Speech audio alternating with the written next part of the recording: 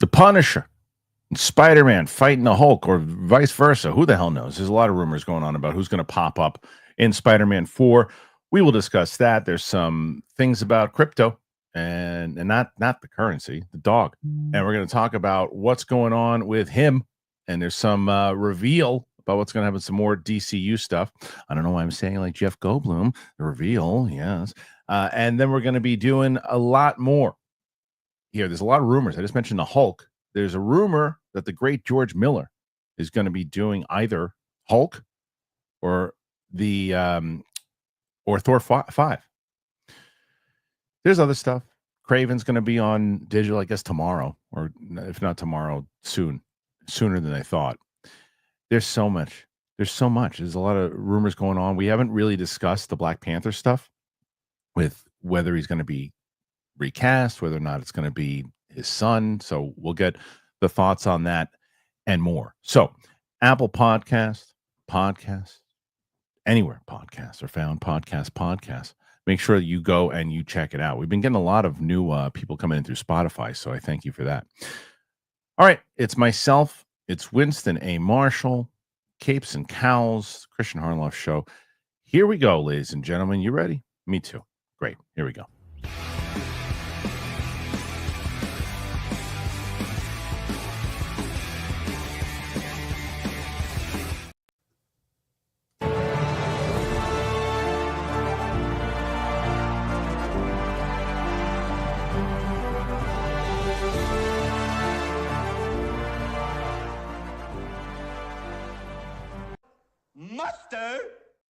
Welcome back, ladies and gentlemen, to the Kristian Harloff Show. It is myself, Winston A. Marshall, Coy Jandro, kicked out of his place, and now all three are back. First of all, gentlemen, all the time. What's that?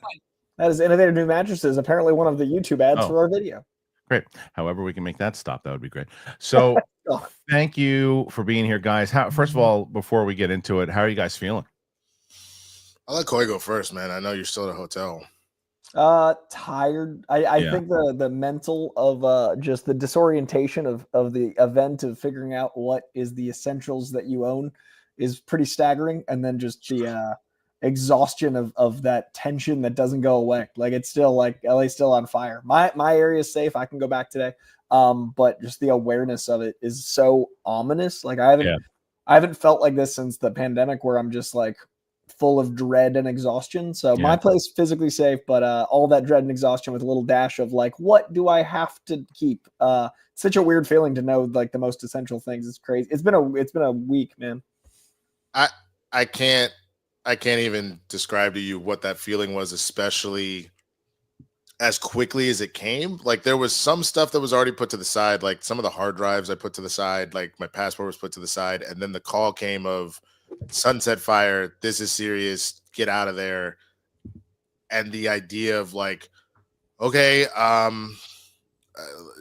do I grab photos? Do I grab like my old yearbook? Like, what the fuck do I take out of there? And then you leave and you're like, I didn't even get half the shit, and I'm gonna regret like not grabbing the photo of my grandfather. Like, your brain doesn't comprehend how to deal with like, you have 10 minutes to get out. Right. You know? Yeah, it's really tough to watch, especially we feel kind of helpless, being all the way across the country, and we're worried about friends and family and all that. So I'm glad that everybody's safe, but yeah, it's very stressful. So there's really no easy transition out of it, except Coy, I got really good news if you want to hear that. This week, yes. All right, you're going to be okay, because the thing that we've been talking about, as I have you here, is not too long ago. You remember this poor bastard? Oh, yeah, you remember the poor guy, and we're not going to really be able to fix him until we get the new Roadcaster working, which Kyle Farrell was able to do. I know you guys we're starting to really get along. Well, if that's the case, how you feeling, baby? Oh, other hand, Coy. Other hand. Other one. Yes. Turn. There you go. No, other way. Other side. Way. You massage him if you get. Yes. Yeah. Yes, you're holding me there. Yeah. Very nice. And I'll move right here. Very nice. We back. The warmth, We the back. warmth in my hand is alarming. Oh yeah, I like when you touch it. I Yes. feel very close to you, but Yes, I've been violated and welcome at the same time. because this is Capes and Cows. I've been craving that. Yes, yes. You like it? Yeah, that's what I'm saying. Oh man, I love it. I love being back, and I know so many of you has been saying, "Oh, I hope that motherfucker stays dead." Well, guess what? I have a nice thing to say to you. I was gonna be nice. I'm not gonna be mean, and I'll simply say, "Suck my balls." That's all I'll say. And I'm here. I'm ready. I'm back, and thank you to Kyle Farrell for bringing me to life once again. I am back, baby, and I'm gonna sing a song for you, Winston. Are you ready? Okay, Come on, ready. your balls. Okay, let's go. I'm ready. Comic books, they got me in their eyes. I make the ladies laugh. I make them cry. Oh, wow. They're looking at me, and I say, I'm the man.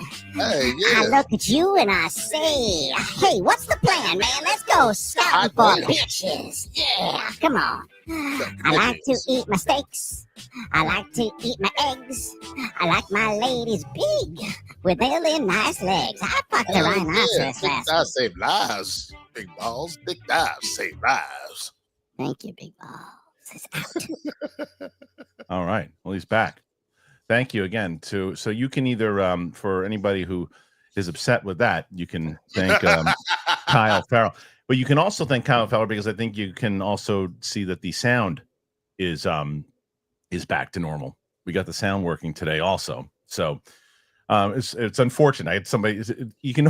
People are fickle, man. I got some guy going, "Oh, I'm sorry, I've been around for a long time, but you haven't been able to fix the sound, so I'm unsubscribing." I'm like, "See you later." I'm like, "Peace out," And then the day that he writes that, we figured out the sound. So that's fine. Then I guess he's just gonna miss out on big balls and other things in life. That's his damn fault. That's right. They're gonna miss out on this first story, guys. And we got a story in general. You guys have heard this. We're gonna discuss it. Here is said story. Spidey teaming with the Punisher to take on the Hulk. The latest Spider-Man 4 rumor is a doozy. Doozy. All right. The doozy is here, and here is the doozy. Much said. Okay. The Spider-Man 4 rumors continue, and this latest is sure to get quite a bit of attention. Could we see the webhead join forces with the Punisher to face off against the Hulk? Over the past few weeks, the Spider-Man 4 rumors have really picked up steam with everyone from Venom, Ghost Rider, and Black Cat to Daredevil, Mephisto, and Null mentioned as a possible ally and foe for Tom Holland's web-slinger in his next solo outing. With so many conflicting reports, it's obviously difficult to put much stock in any of them, but the reason we're hearing all of these rumors is likely down to Marvel Studios and Sony Pictures tossing multiple ideas around as they attempt to lock down a story everywhere that everyone is happy with. So, of course, we can't discount the possibility that Marvel is leaking false details to throw the scoopers off track. At any rate, the script is believed to be undergoing a major overhaul, possibly due to differences of opinion between Tom Holland and Kevin Feige. Last week, we heard the movie was still a long way away from starting production because there isn't a finalizing shooting draft. The latest rumor comes via tonight's episode of The Hot Mic, and if there's any truth to it, a lot of Marvel Comics fans will surely be hoping that this is the direction that the movie is going in. Roca has heard that the plan was, he stressed that he isn't certain to have Spider-Man team up with the Punisher to take on the Hulk in a street-level adventure. Co-host Jeff Snyder backed up the rumor by saying that Green Goliath's involvement passes his smell test, but he's not so sure about Frank Castle. Spidey has joined forces with Castle and faced off with the Hulk on a number of occasions in the comics, and if the studio is indeed laying plans for an eventual World War Hulk movie, it is entirely possible that Banner could begin his rampage by smashing up New York. Bernthal and Holland have worked together in the past and seem to be good friends, and could see a very entertaining dynamic between Parker and Castle as they form a reluctant alliance. Spider-Man 4 has a release date of July 24, 2026, with reportedly filming scheduled to get underway around August of this year. Okay. So I will say this too, and I've been planning. I don't know how to. It's not going to be on this show because this is Capes and Cowls, but about 4 or 5 days ago, I heard a little birdie was flying around. Maybe it was Big Balls, and told me about the casting of the Hound. It was going to be is now taking the place of the late great Stevens from Ahsoka. And then Snyder, I haven't talked to Snyder about it at all. He dropped it yesterday. So same thing I was hearing. I've got two pretty big Star Wars ones that I can't really not worth dropping here now. Maybe someone else drops them soon. But Snyder's been hearing some pretty valid things is where I'm going with this in general. And kind of linking in around the same network, right? So that being said, Coy, how realistic do you think that this potential story is? I could see it as like a segment in the movie. I could see it as maybe like the opening to show the story I would tell if I was doing a street level Spider-Man 4 following the end of No Way Home would be he's not Peter Parker, so he's spending all of his time as Spider-Man, and that is wearing on him, like the amount of time he's Spider-Man in a mask, not Peter Parker the person. So I would maybe have that, jump in by having something as crazy as like a Punisher Hulk thing, and then you get into like, a crime saga. But I don't think there's enough there to be a feature, like a 2-hour story, because inherently the nature of Frank Castle wouldn't jibe with Spider-Man, and like the Hulk as he is now would have to go through a lot to get to that angry, not Professor Hulk and stuff. So I could see this as kind of like that opening or closing of a film where there's like this giant spectacle, but I don't see it as like a major plot throughout the film personally. I do like that it sounds like they're going more street level if this is the case, but I think it'd be more of a piece than the whole. What do you think, Winston? Okay, bear with me here. I've got kind of a crazy theory. But here's what I think if they're going to try and do something like this. I think you have a situation where maybe it's exactly that. Peter has been Spider-Man this entire time, and so one of the few people that he's maybe bonded with has been Professor Hulk or something like that. And you end up in a situation, maybe as after effect of Red Hulk in Brave New World, you have a situation where Punisher, maybe somebody got hurt because of one of the Hulks, so now he's taking the role of what Ross was doing previously, and he's hunting the Hulk, and he ends up pushing Hulk beyond his rational thought, and he starts raging out. So ultimately Punisher almost becomes the antagonist and the villain that Spidey has to stop because he's going too far and he's going to potentially get the Hulk killed. Like I could see something like that. The only thing I don't love about that is I would rather sit with Spidey's actual rogues gallery. I'd rather focus on what's going on with him. And again, I'm not saying you don't bring MCU characters in, but to really just let Spider-Man be Spider-Man for a bit. That's it. That's all we want. That's what we've been asking for. And I think bringing in the Punisher, bringing the Hulk is going to undo a lot of that desire. But, we'll see what happens. I don't know. I mean, I think that there's something. I mean, listen, like I told you, Winston, as before we went on, and Coy, I know that I'm doing the rewatch of the MCU right now. I'm doing a rewatch, and Sam's doing it for the first time. And just watching the structure of how these work and the characters that I really actually care about and haven't had that feeling in quite a while with the MCU, I wonder if that can start to turn a little bit with something like this, because I do miss Rage Hulk. I mean, I really do. I'd like to see that come back, and I want to see overall. And I've been saying the same thing you guys have been saying. I want to see that street level Spider-Man feel, but the team up with the Punisher. I mean, the Punisher was one of my favorite comics as a kid, and John Bernthal is so good in general, and to know that his relationship. I think this could be something special if they do it the right way. I don't know. I mean, there's a follow-up to that comic book movie article which they write, and it's Spider-Man 4, every character that's rumored to be in the movie and what's really going on with the movie. And then they say, yep, as rumors continue to swirl about Marvel Studios Spider-Man 4 plans, they're going to recap some of the characters meant to appear in the movie and share our thoughts on what's really going on with the project. In recent months, the Spider-Man 4 rumors have gone from being fun and exciting to verging on exhausting. Villain after villain has been rumored to appear in the movie, and as things stand, we're getting closer to knowing who Peter Parker will battle. What's become apparent is that there won't be room in this project for all of them. Spider-Man 4 is already in somewhat awkward position, coming out between Avengers Doomsday and Avengers Secret Wars, as Tom Holland will star in all three movies, meaning his next solo outing will be affected by them. In his feature, they recap. So Daredevil, some of the characters that are rumored: Daredevil, Ant-Man, and the Kingpin. So we'll just go. Those are three that were mentioned and to be in there. Venom and Null, as we said. Ghost Rider and Mephisto. You got the Punisher, Hulk and some familiar villains. Spider-Man X3. What's that? What does that mean? 3 Spider-Man, I'm assuming. Yeah, 3 times Spider-Man. I hate that. That's Tom Holland and Toby. Okay. And so what's the deal with Spider-Man 4 is kind of the wrap up there. Okay. So this is the $1 million question. As the rumors continue to swirl, it's beginning to feel like we're being deliberately misled. We've heard of Marvel Studios leaking false information to throw fans off the scent in the past, and that's surely what is happening here. It's impossible to take the information above and make a coherent movie out of it, meaning we're no closer to knowing what really is planned for Spider-Man 4. Then there's an inevitability of some social media scoopers taking advantage of the uncertainty surrounding this movie to come with any claim that they can, which is also possible. I think that's very accurate. I think that there's something that Marvel definitely does and should do, by the way. I think that there's a lot of different times that I think other places should do this too. But out of all those reports, if any of them are true, I have to tell you, it's the one we just talked about for me is the one I like the best. I like the idea of having Hulk and Punisher and Spider-Man together, and that's kind of it. And they're trying to figure out how to contain Hulk or whatever it is. I like that better because I think they can make it kind of old school. But I don't know, Winston, what do you think out of all those? Which one stands out the most? I think we've been missing a Spider-Man Kingpin clash. Yeah.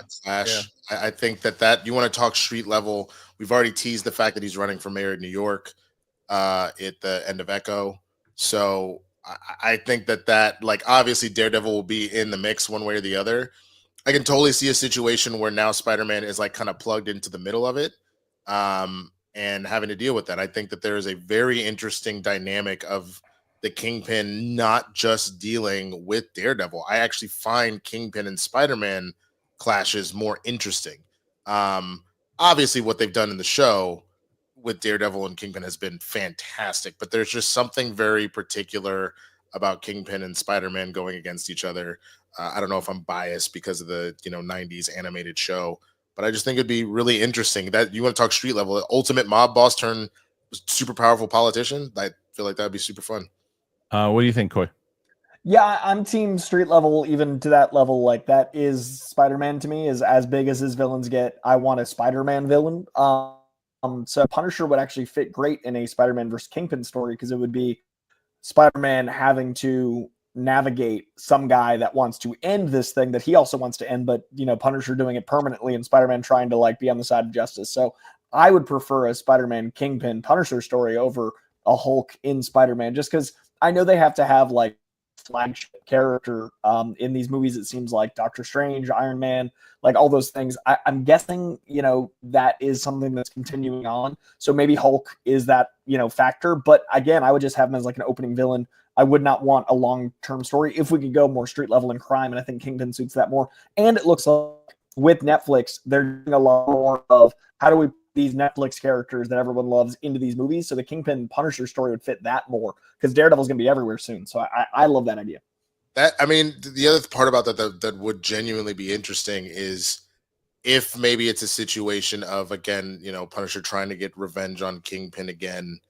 And so then it's a level of he's trying to take down the Kingpin, who obviously is a corrupt politician type situation. The only thing about that makes me a little nervous is after everything that's gone on, they may in the real world. So the whole Luigi, Mangione situation of it all, and the assassination attempts of it all, they may try and stay very clear of it just because they're let's not go into all of that. You know what I'm saying? There's a world where they may stay away from that.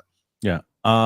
Okay, so there's so much more to come with this story in the same way there's more to come that we'll talk about it with the Batman.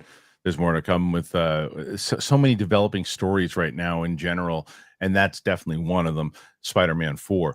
I just mentioned DC, and they just made a kind of an announcement before we went on the air here, and that is Superman, that we now know when the next sneak preview for the DCU movie will be released. There's some information that is coming out now. Exciting news as we have some official word on when the next Superman sneak peek will be. That is. It's a replaced report. There's not too long to wait. It hasn't even been a month since the first teaser for Superman was released, but we already have news on the next sneak peek. Hollywood Reporter has revealed that Warner Brothers Discovery is bringing back the Puppy Bowl for the 21st time this year. The event will have DC Studios co-CEO and Superman director James Gunn on hand alongside his dog Ozo, the inspiration for Crypto in the DCU movie. According to the trade, Gunn will introduce a sneak preview of Superman and deliver a special message to viewer. In addition, one pup participating in the game will be awarded the Crypto Super Play Award. The Puppy Bowl was introduced as a means of counter-programming the Super Bowl 2024's effort. Stop that sound, whoever's doing that. Received a reported 12.6 million viewers and has become extremely popular among dog lovers. Takes place on February 9th. This is not a huge story here, but it's just cool. That's fun. That's yeah. I think that'll be great, man. Look, the Puppy Bowl is one of my favorite parts of the damn Super Bowl, if I'm gonna be honest with you. Like, the rough part is I'm glad they realized that they're getting such big names during the halftime show. Like, that they're like, it'll still play during halftime, but we'll run it the whole day. But I think that'll be really fun, man. I can't think of a better kind of connection to kind of have there. What do you think, Coy? I think it's really wholesome, and I love wholesome tying into Superman. I love the idea of something like inherently cute and adorable. I think leaning into that like positive warmth is going to make Superman feel like it's a year-long event versus trailer wait a bit movie. I think just like making this year the year of Superman and having stuff like this is exciting. I'm all in. Yeah, I mean, like I said, there's not too much to talk about except, hey, yeah, we're going to get. I think it's going to be a little bit more, and probably rightfully so, crypto-centric. This particular look that we're getting, because you want to relate to where your audience you're playing to, So, yeah, I think that to me is a good way to do it. It's a fun way to do it. As Coy said, it's wholesome. So, I ask you guys, what do you think? Do you think this is the way to go? Put your thoughts in there. Tell us, please. We have so many stories today. We got so many to talk about. So before we get to the next one, I want to tell you guys about both of our wonderful sponsors that we got going on this whole week, and then we'll be back to talk about some more stuff. So if you want to help out the show, this is how you do it. And let's talk about it. I've talked to you guys before in the past about Robinhood. You guys know, you've heard me discuss. Well, I'm going to discuss with you once again. With Robinhood Gold, you can now enjoy the VIP treatment, receiving a 3% IRA match on retirement contributions. The privileges of the very privileged are no longer exclusive. With Robinhood Gold, your annual IRA contributions are boosted by 3%. Plus, you also get 4% APY on your cash-in non-retirement accounts. It's over 8 times the national savings average. The perks of the high net worth are now available for any net worth. The new gold standard is here with Robinhood Gold. Now, to receive your 3% boost on annual IRA contribution, sign up at Robinhood.com/gold. Investing involves risk. 3% match requires Robinhood Gold at $5 a month for 1 year. First match must keep funds in IRA for 5 years. You got to go to Robinhood.com/boost. Over 8 times the national average savings account interest rates claim is based on the data from the FDIC as of November 18th, 2024.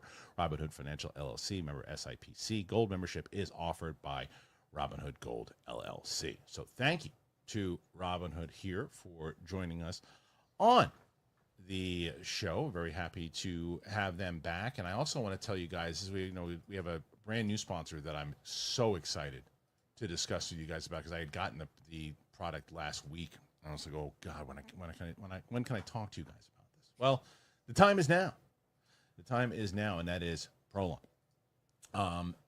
If you guys aren't aware already, well, I'm going to make you aware now. Prolon is absolutely great. They have this January fasting challenge, which is pretty wonderful. If you're starting the year with a fast, it feels a little daunting. I know. You're not alone. There's an entire community of individuals wanting to make a meaningful difference in their health, just like you. And this is what makes group fasting so powerful, and why I am joining in on Prolon's January fasting challenge. It is a coach-led program to set you up for fasting success. I wanted to try to do something like this, and now I figured out a way to do it. Prolon's fasting mimicking diet is revolutionary. It's a plant-based nutrition program that nourishes the body while making cells believe they're fasting. Researched and developed for decades at USC's Longevity Institute and backed by leading U.S. medical centers, Prolon helps promote healthy blood sugar, enhanced skin appearance, fat loss, and improved energy and focus. It all starts with their 5-day program: snacks, soups, beverages designed to keep your body in a fasting state. No guesswork or planning required, which is a relief after a busy holiday.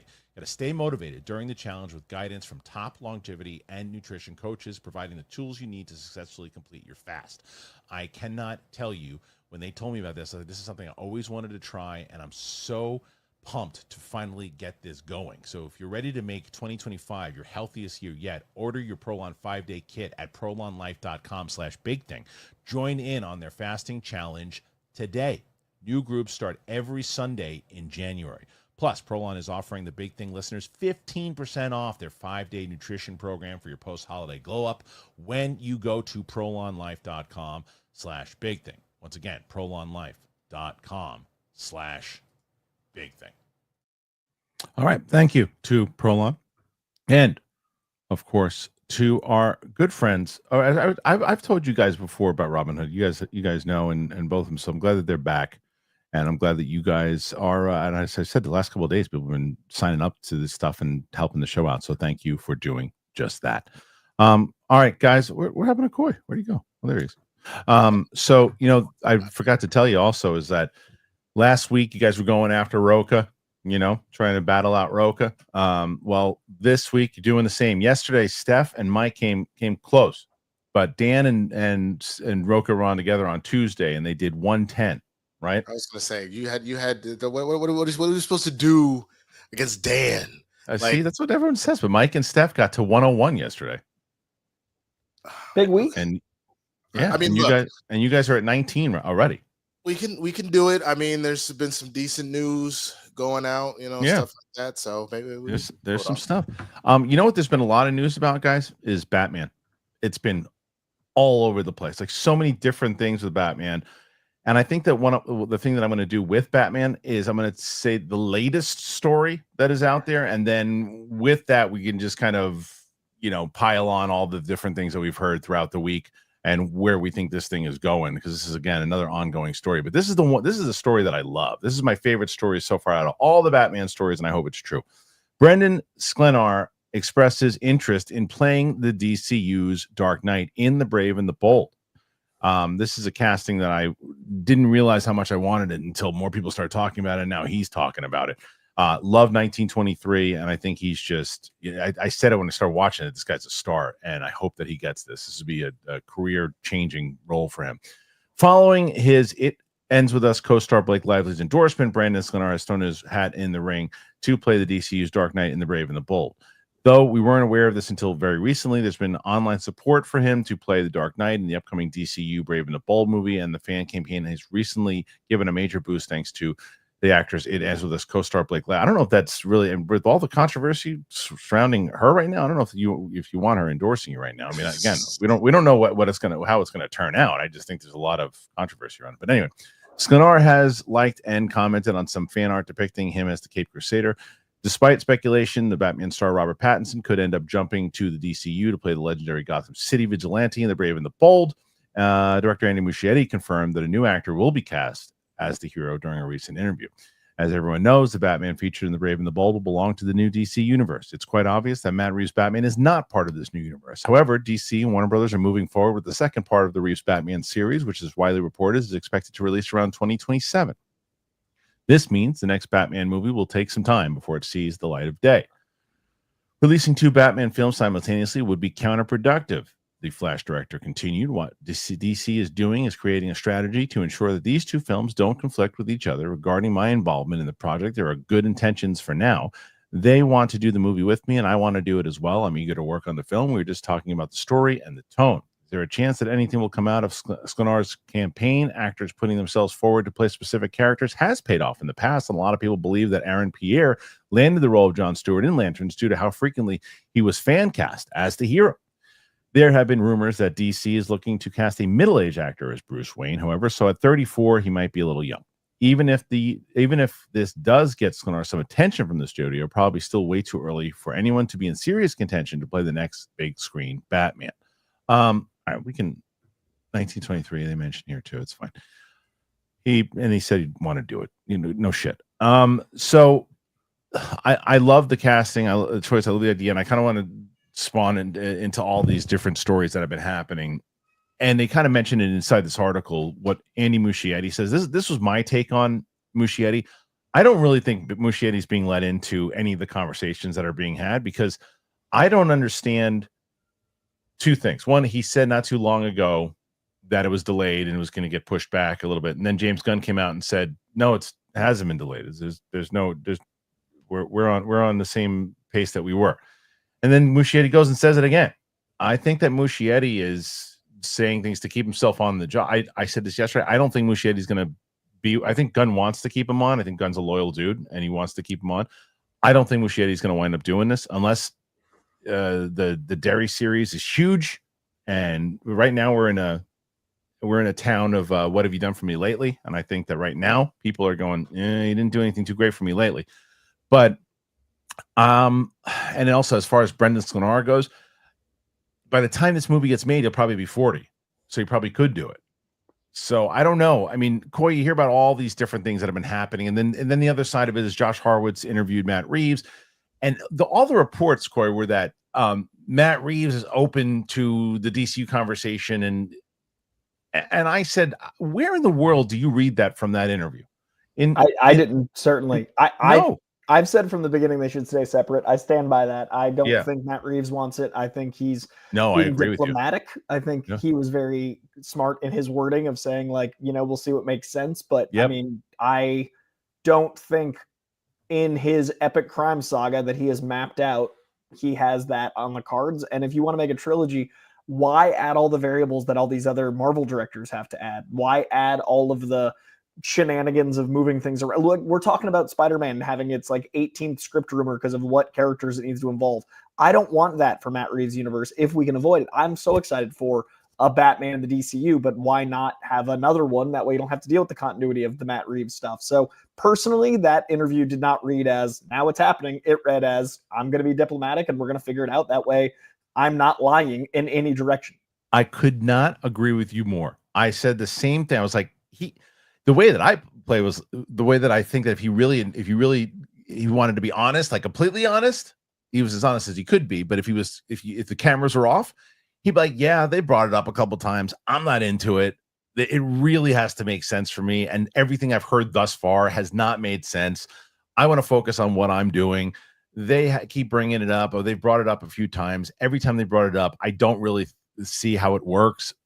But if they can figure out something that works, which I find doubtful, then we'll see. That's what I read from the way his body language and everything else. I was like, oh, he's open for it. Where in the world, Winston? Did you read into that he was open? He gave me the same body language that Saquon Barkley did about it. Oh, I don't want the record. I'd rather rest and get ready for the playoff. No. You can see it in his eyes. You've heard enough rumors from people around the way. No, he doesn't want to do it, but he understands, at least for the time being, and for the cameras, you got to play ball. And if his hand gets forced, where unfortunately, also like Saquon, it's like, sorry, you're gonna sit. Sorry, we're gonna make this happen whether you want to or not. Then unfortunately, he may have to do that. But no, I stand by what Coy said. We've all kind of reiterated that as good as Pattinson is, we just keep them in separate places. All right. What do you think about Sklenar as possibly Batman, though, if that is the case? I mean, look, taking another look at him, while you were reading the story, I genuinely think that he would be a good choice. The idea of someone saying, oh, he looks like he might be too young, that's silly for a couple of reasons. One, like you said, by the time this movie actually comes out, he'd probably be 40. Two, you have the idea of, I'm assuming you want Batman to be around for a minute before you change into another Batman. So having him be 34 currently is honestly not that big of a deal, because he, just looking at some of his looks from the other projects he's done, he can play anywhere from like early 30s to late 40s pretty convincingly, and makeup can only enhance that. So I think that's a silly iteration unless you need a more Kyle Chandler situation where Kyle Chandler looks like he's in his late 40s, early 50s. You know what I'm saying? So like those are two very different kind of scenarios. If that's the kind of Batman you want, we can have a different conversation. But if you're looking for Batman in his 40s, he could easily pull that off. What do you think, Coy? You think does he have a look? I also think 34, if Damian Wayne's 9, 25 is a very functional Man, Absolutely. And I also feel like that's when you be making the mistake of actually hooking up with an assassin and popping out a child you didn't even realize. You know what I'm saying? I feel like 20s is when you accidentally sleep with Ra's al Ghul's. Yeah, exactly. That is exactly excellent point. 35-year-old Batman ain't like, whoops, I accidentally knocked up one of my greatest nemesis' daughters. Right, like, you do that in your 20s. I think Winston said the right verbiage there, and Coy said the wrong verbiage. Winston said you accidentally knock somebody up. He said you accidentally sleeps with somebody. That's assault. That's assault. I need more sleep. Thank you for the correction. Accurate. Accidentally sleeping with someone is assault. So I know what you meant. So the other one that's been going around, guys, for a bit here, and we got to talk about this, and we talked about it the last couple of days, is the Black Panther rumor. Now, the first rumor was that he was going to be recast after years. That's what it seemed to be. And then there was this follow-up article that said he's not going to be recast. He's going to be, his son, who's also T'Challa, but it's going to be in a variant version of it. So, Winston, I don't know, man. You've been hearing these reports. You've been saying that you'd be up for the recasting if it's done the right way. And do you have a preference if they're either going to recast or they're going to put T'Challa as his son in the role? Junior that they showed. No, I know there are people that really are gonna feel some type of way, and technically by making him his son, well, you could be like, you're exactly like your father. There is still something that's kind of like, okay, that's not him. But I don't know if you go the route of it's his son. If let's say, for example, we want to see the marriage of him and Storm, there's something to be said about like, okay, well, if we haven't met Storm yet, depending on because we haven't had mutants in this world, it maybe makes a little more sense that maybe they're more closer to age to do that. I don't know. We just need the character of T'Challa back. That I know for a fact. So if we're gonna do this, you need to make it happen like asexual, but otherwise that to me is the bigger problem, is that we don't have T'Challa to be at the cornerstone of these stories. Where do you stand with this, Coy? It's tricky because like the Black Panther mantle is a passed on mantle, and T'Challa isn't. T'Challa is a person. T'Challa is an individual. So if they're making T'Challa 2 the kid growing up, it's still not the T'Challa as Black Panther that we associate. So it kind of muddles a lot of the ancestral passing on, as well as like what age he's going to be. And I love the idea of reconfiguring something so that people do have that character they connect with. I just don't know if this is the way. It just feels a little messy, but I want the character's too important to not figure it out. So whatever it takes to figure it out, I think is the essential thing to do for this impactful of a character. Yeah. I'm curious how they're going to do it, and I think that they want to obviously have respect that comes with it. So we'll see. Yeah, go ahead. I hadn't really looked more into, just because I kind of stayed away from it, the idea of you do have Azari typically in the comics, which is T'Challa and Storm's son, I believe, and he does have some mutant abilities.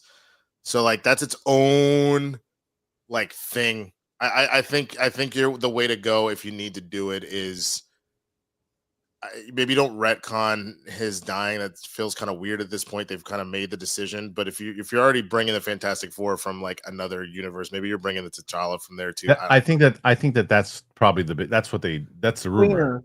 Yeah, that's the rumor that they would do that. But even if they were going to do it with the son, they would probably do that because he just wouldn't be old enough, depending on how much time they jumped. So we'll see. But I'll tell you this: not my favorite story is this one. This is my favorite story. Furiosa director George Miller is eyed to direct either World War Hulk. Wasn't it World War Hulk?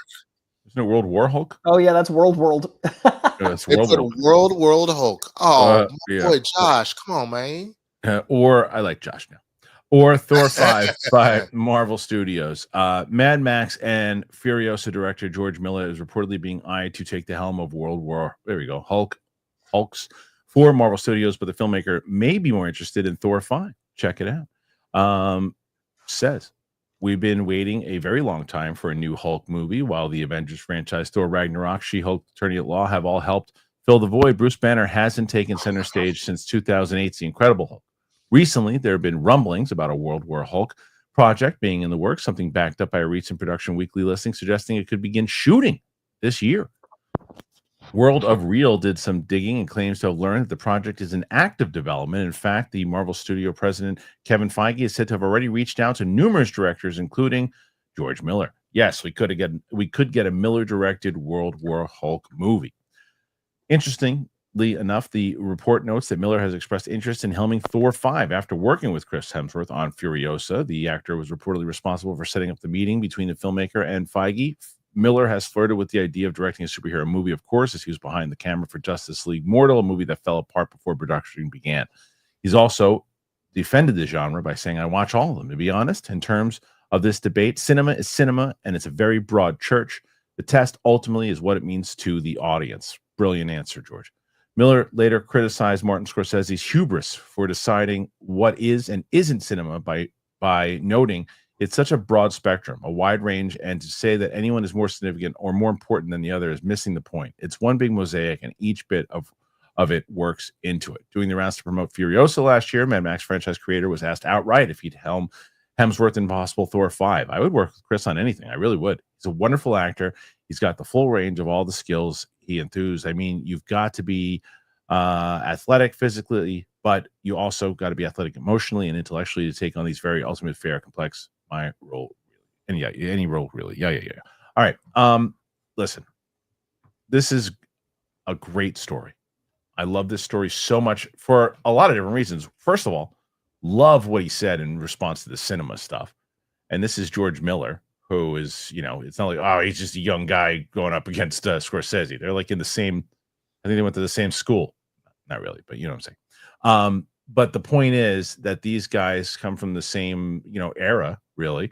And one guy gets it and the other guy doesn't. And I love Scorsese. And I said, it's like, my defense of Scorsese is always like, you're not going to, if my dad is set in his ways at his age, so Scorsese, you're not going to change him. If you in the same way, he doesn't know how to use a remote control, he's not going to learn how to use it tomorrow. Now, the idea of George Miller directing a Marvel movie is very exciting in general. Both of these fit his wheelhouse, I think.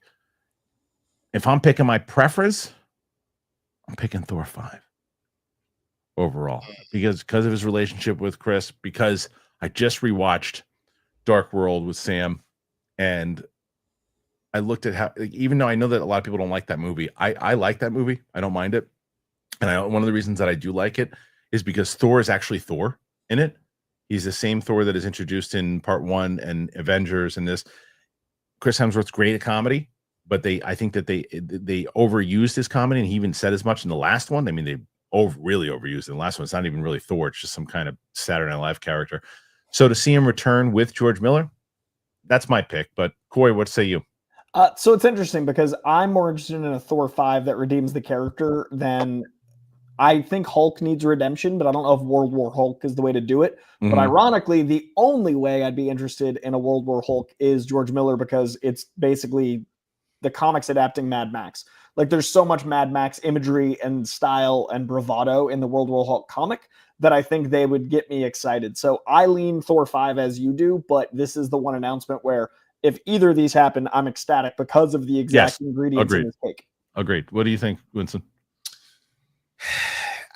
While I agree on the connection with Chris towards Thor 5, I lean a little more World War Hulk, just because, as you both have mentioned, the fact that he has been such a masterclass in dealing with like apocalyptic scenarios. World War Hulk is supposed to be like, oh, we done effed everything up. We done pissed this dude off and the world is gone. Like, even if we're going to somehow maybe tap into, like, I would love to see him helm like a Maestro situation, which for Kristian, if you're not familiar with Maestro, essentially Hulk finally is like, you know what, enough, and just murks everybody and becomes king of the world, versus the World War Hulk situation where he's coming back to kill everybody because, his family was killed off world and whatnot. This one has just kind of gone mad with power and becomes the ruler, and is at some point gets Silver Surfer's board and keeps Cap's shield as part of his mantle and all that kind of stuff. I could very much see him be why all of a sudden could I not remember the name of oh my god, the Fury Road, Go. huh? Your camera went out. My camera went out. Oh, it's doing that overheating thing. But perfect. Yeah, I know you gotta love it. But yeah. Well, go ahead. It's all right. So when you get your camera back, and then we'll. Oh, there you go. Well, either way, you got a chance that George Miller is going to be doing World War Hulk, or he's going to be doing Thor. I think we're in good. The fact that that's who he's going after to do this in general, Feige, that is, I think is a good sign. So I'm all for it.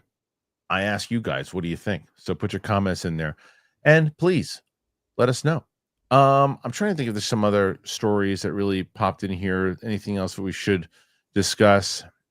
Oh yeah, the other one. This is a brief one we talked about yesterday. I'm curious what you guys think. They mentioned Cynthia Erivo for Storm. I'm the same. I feel the same way you do. I think she's a star. I think she's good. I think who Steph said it yesterday. I agree with her. I think physically, she's a little too tiny. That's part one. Part two is I don't think that you need someone at that star status playing it. Plus the fact that it looks like they're trying to get younger. So I'm not on board with that. But Winston, you were shaking your head too. Why do you say no? No, I mean the things you mentioned. There is, if you want to get into the more nitty gritty of it, as far as like with just like Black folk and whatnot, that during the whole Wicked run, there was a number of stuff that came back up about her kind of anti-Black American comments she's made in the past. So there's a lot of African Americans that are not really rocking with her right now just because of that. And the last little bit is a lot of people will continue to bring up the fact that to not have a darker skin tone Storm as far as that all goes as well. So there's just, you throw all of that collectively. I don't think you need to go that route. She's famous. I think you could use this as a means to. You don't need a famous person for this X-Men. Be a vehicle. The same way that Corn Sweat will become a star because of Superman, you could do that for a young Black actress to become Storm. I agree. Coy, are you on the same page or different page? Yeah, I can see her as an X-Men, but like 5'1" is not Storm. She has big presence, but like I don't. She's 5'1". Yeah, she's so. her. Yeah, is like 4'11". They're both around the same. Yeah, no, she's really is no, absolutely. But like when DeWanda Weiss, Jodie Turner-Smith, and however many unknown actresses or actresses I just don't know are out there. Personally, I don't see 1 + 1 = 2 here. DeWanda Weiss and Jodie Turner-Smith have been my Storms for a while. I don't think, but Coy, that they're going with Sadie Sink apparently as Jean Grey. If they're going that young, then Jodie Turner-Smith might be too old. Then if they're going everyone 20s, reading 20s, then none of these people work. But if you're looking at the age range that is the Cynthia Erivo age range and the like teacher age range, then I'd go with those two or the woman from Cop Shop. Like there are so many actresses I think would kill. But I'd also love an unknown to become a star because, like you're saying, Storm is the star of that, not the actress playing Storm. Okay, well that's it. I asked you guys what you think. Do you think that Cynthia Erivo should be Storm or could be Storm, or is there somebody else out there that could do it? We have a lot of different. We have a lot of questions. So we're going to get to those questions now. The guys are trying to get to 110 to beat Dan and Roca. And guys, and Roca got mad at me for doing this, but I'll do it anyway. If we get to 130 today, I'll drop one of those Star Wars scoops. Ooh. But we got to get to 130. We got to get to 130.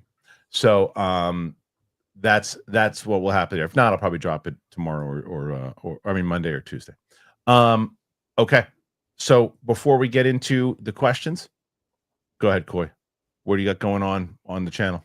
I had pre-taped enough that I haven't missed more than one day on my page. So my page is still very active while I'm on the run. And I'll be back to do a lot more. I'm going to finally catch up on my This Week in Comic stuff. So all the comics I've read while on the lam from the fire. Going to be doing that probably Sunday or Monday. And I passed 41. So we're on the road to 50K. When I hit 50K, I'm doing a 50 comic giveaway. So subscribe over on my page. Lots of stuff going on.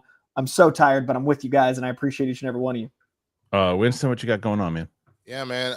So I think the thing that's most exciting for me right now is I'm sure a lot of you have noticed I've kind of had my eyes on the camera the whole time. That's because my new computer is actually working. We haven't had any kind of tech issues other than, using this prompter that I have up.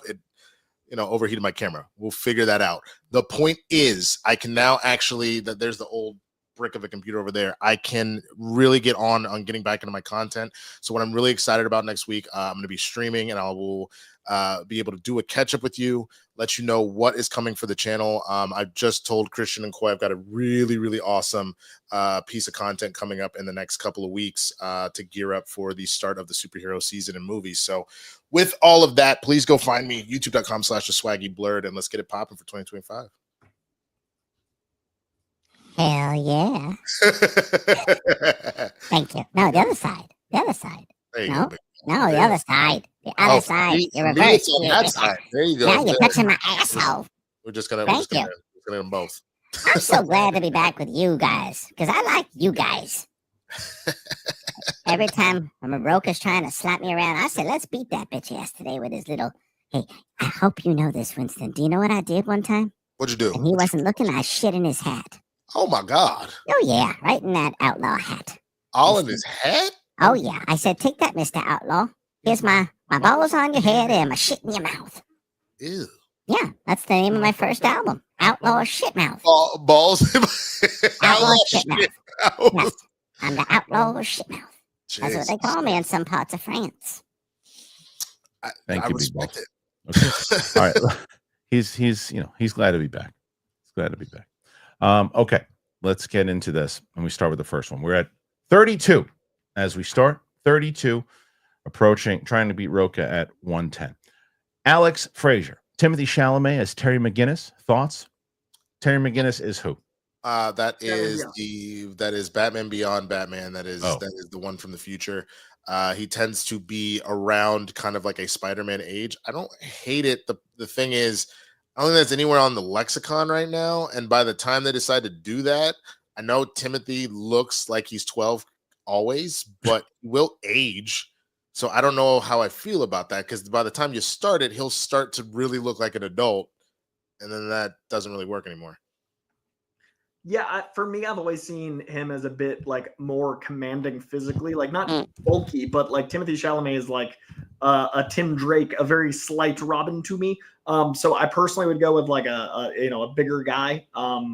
I also have always thought Terry McGinnis as like Asian. I don't know why. So I personally see him that way. But I like Timothy Chalamet, but I think like Winston said, by the time we get there, I don't know if it's him. All right, let's see. Next one here. And Winston's gone again. All right. Yep, you might have to use the other camera. Okay, let's see. And this is Ewok, who says, I like Brendan Sklar for Wolverine over Batman. I think he's too tall for Wolverine. We looked him up. He was like, what, 6'4"? We were like, yeah, Batman, which means Wolverine. He's pretty tall. I was like, he doesn't read that tall. Like when you see him, like I didn't realize he's as tall as he is, but he's pretty damn tall. And he's so good. You guys don't watch 1923. He's so good on that show. He's so good on that show. I don't watch it now. He's great on that show. So I love that choice if that's indeed where they go. But I don't think Wolverine is the way to go. I like Matthew Wood for Wolverine right now. Yeah. The dude played Belushi in Saturday Night. Oh, all right. I didn't. He was. I liked him. He was my least favorite out of all the Saturday Night characters. I didn't.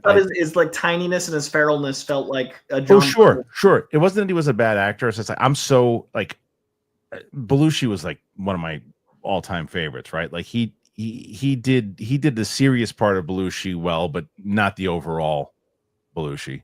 Sure. And I don't know if it was his direction or anything, whatever it was. But anyway, Ewok. Should Marvel do solo films for the main X-Men characters, Wolverine, Storm, and then every few years they all come together for a massive X-Men film, kind of like Avengers without overkill?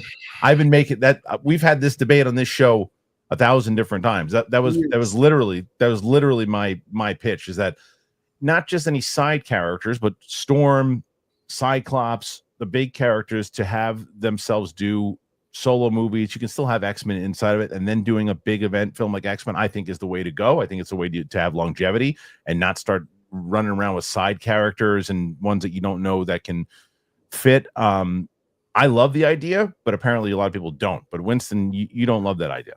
Not personally, I don't. I would much rather, because that's the thing. It's not that they aren't interesting as individuals. They absolutely are, but you want to talk about the ultimate honestly, what that would feel like is saying, we don't need a Fantastic Four movie. Let's do a Reed Richards movie, and we'll do a Ben Grimm movie, and we'll do a Sue Storm movie, and we'll do a Johnny Storm movie, and then we'll do a Fantastic Four movie. That doesn't make sense, in my opinion. Okay. I also kind of like the idea of doing an X-Men movie and then doing specials, whether it's the Disney Plus special or movies of the big characters that deserve that, like Cyclops and Storm and stuff. That's what I'm saying. That way we can get there faster. Yeah. Like X-Men and then do the in solos. That I agree with that. Yeah, start with an X-Men movie. Yeah. All right. Mirror Domains. I want read cool Zatanna stories. Where do I start? I think really cool. I want to read cool Zatanna stories. Where should I start? She's got a solo book out right now from DC's Black Label. That's only 3 issues. It's like a little mini series that's really good. Just look up Zatanna Black Label.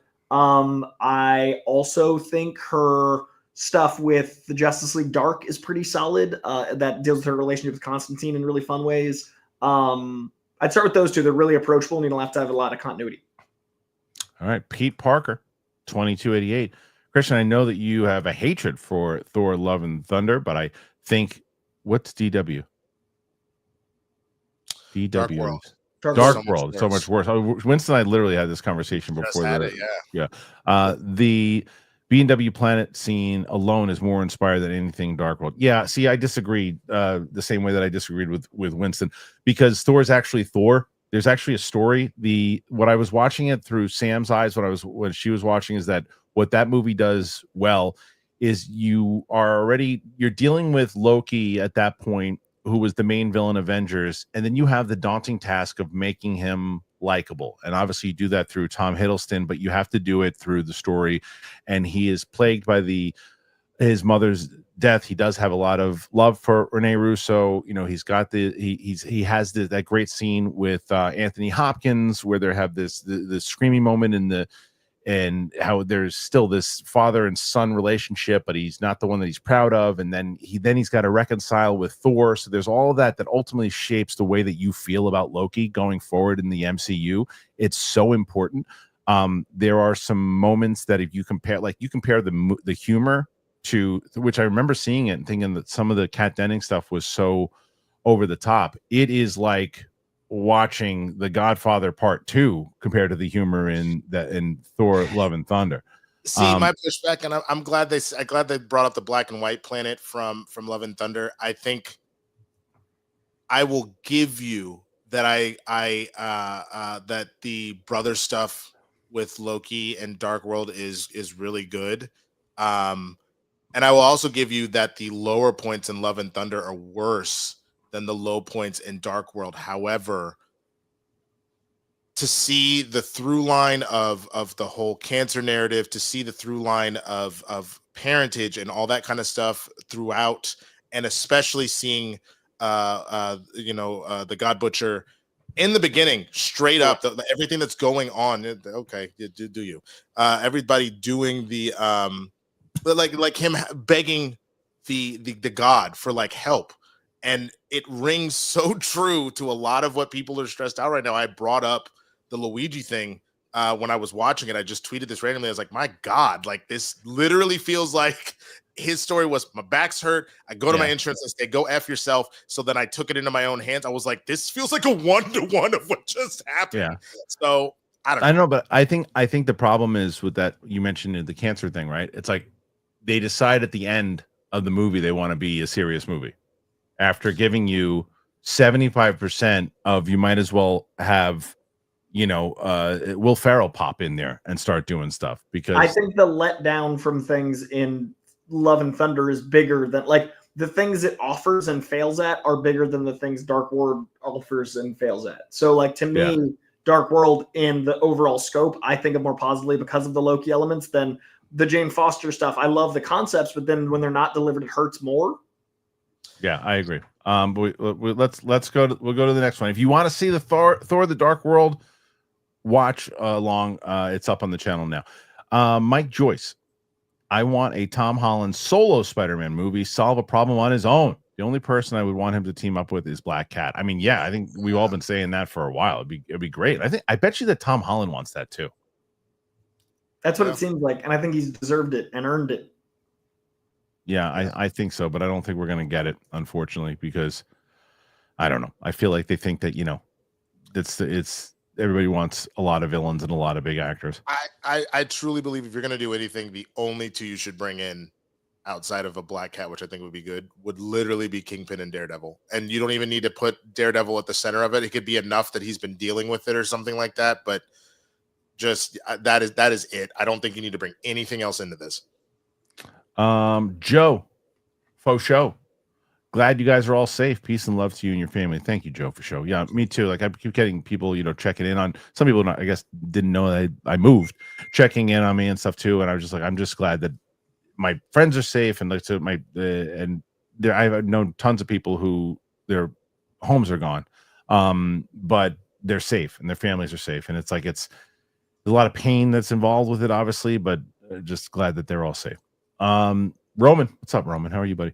Hey, all, hearts going out to you both, Winston and Coy. I experienced evacuation from a wildfire at a young age, and I'm sorry that you have to experience it. Yeah, it's pretty tough. Go ahead, Coy.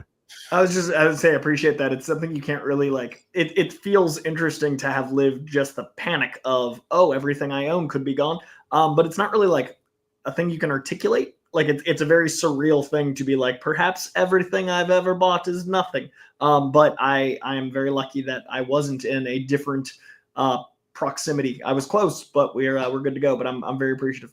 No, same thing. And I think the thing for me, while there was the little shock fear there, I watched somebody who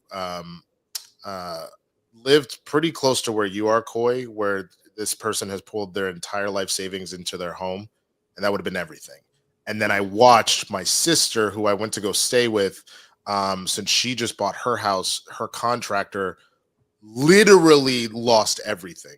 And so they just took the kids out they had left real quick to be like, okay, they said there's some stuff going on. We're just going to go whatever. And they just grabbed overnight clothes and then came back and all of gone. And I just can't even imagine that. It's horrible. It's horrible. I'm sorry that's happened to everybody. But thank you guys for everybody who's just checking in and saying the kind words. Live action is the superior media, says animation is whack. She doesn't like animation. Coy, you don't like animation. I hate all cartoons. If it's drawn, I hate it, especially comic books. Yeah. Sean Peter Sell. No, Jor-El and Superman. Think you're going to get a surprise casting? I think you'll get Jor-El in a sequel and a flashback.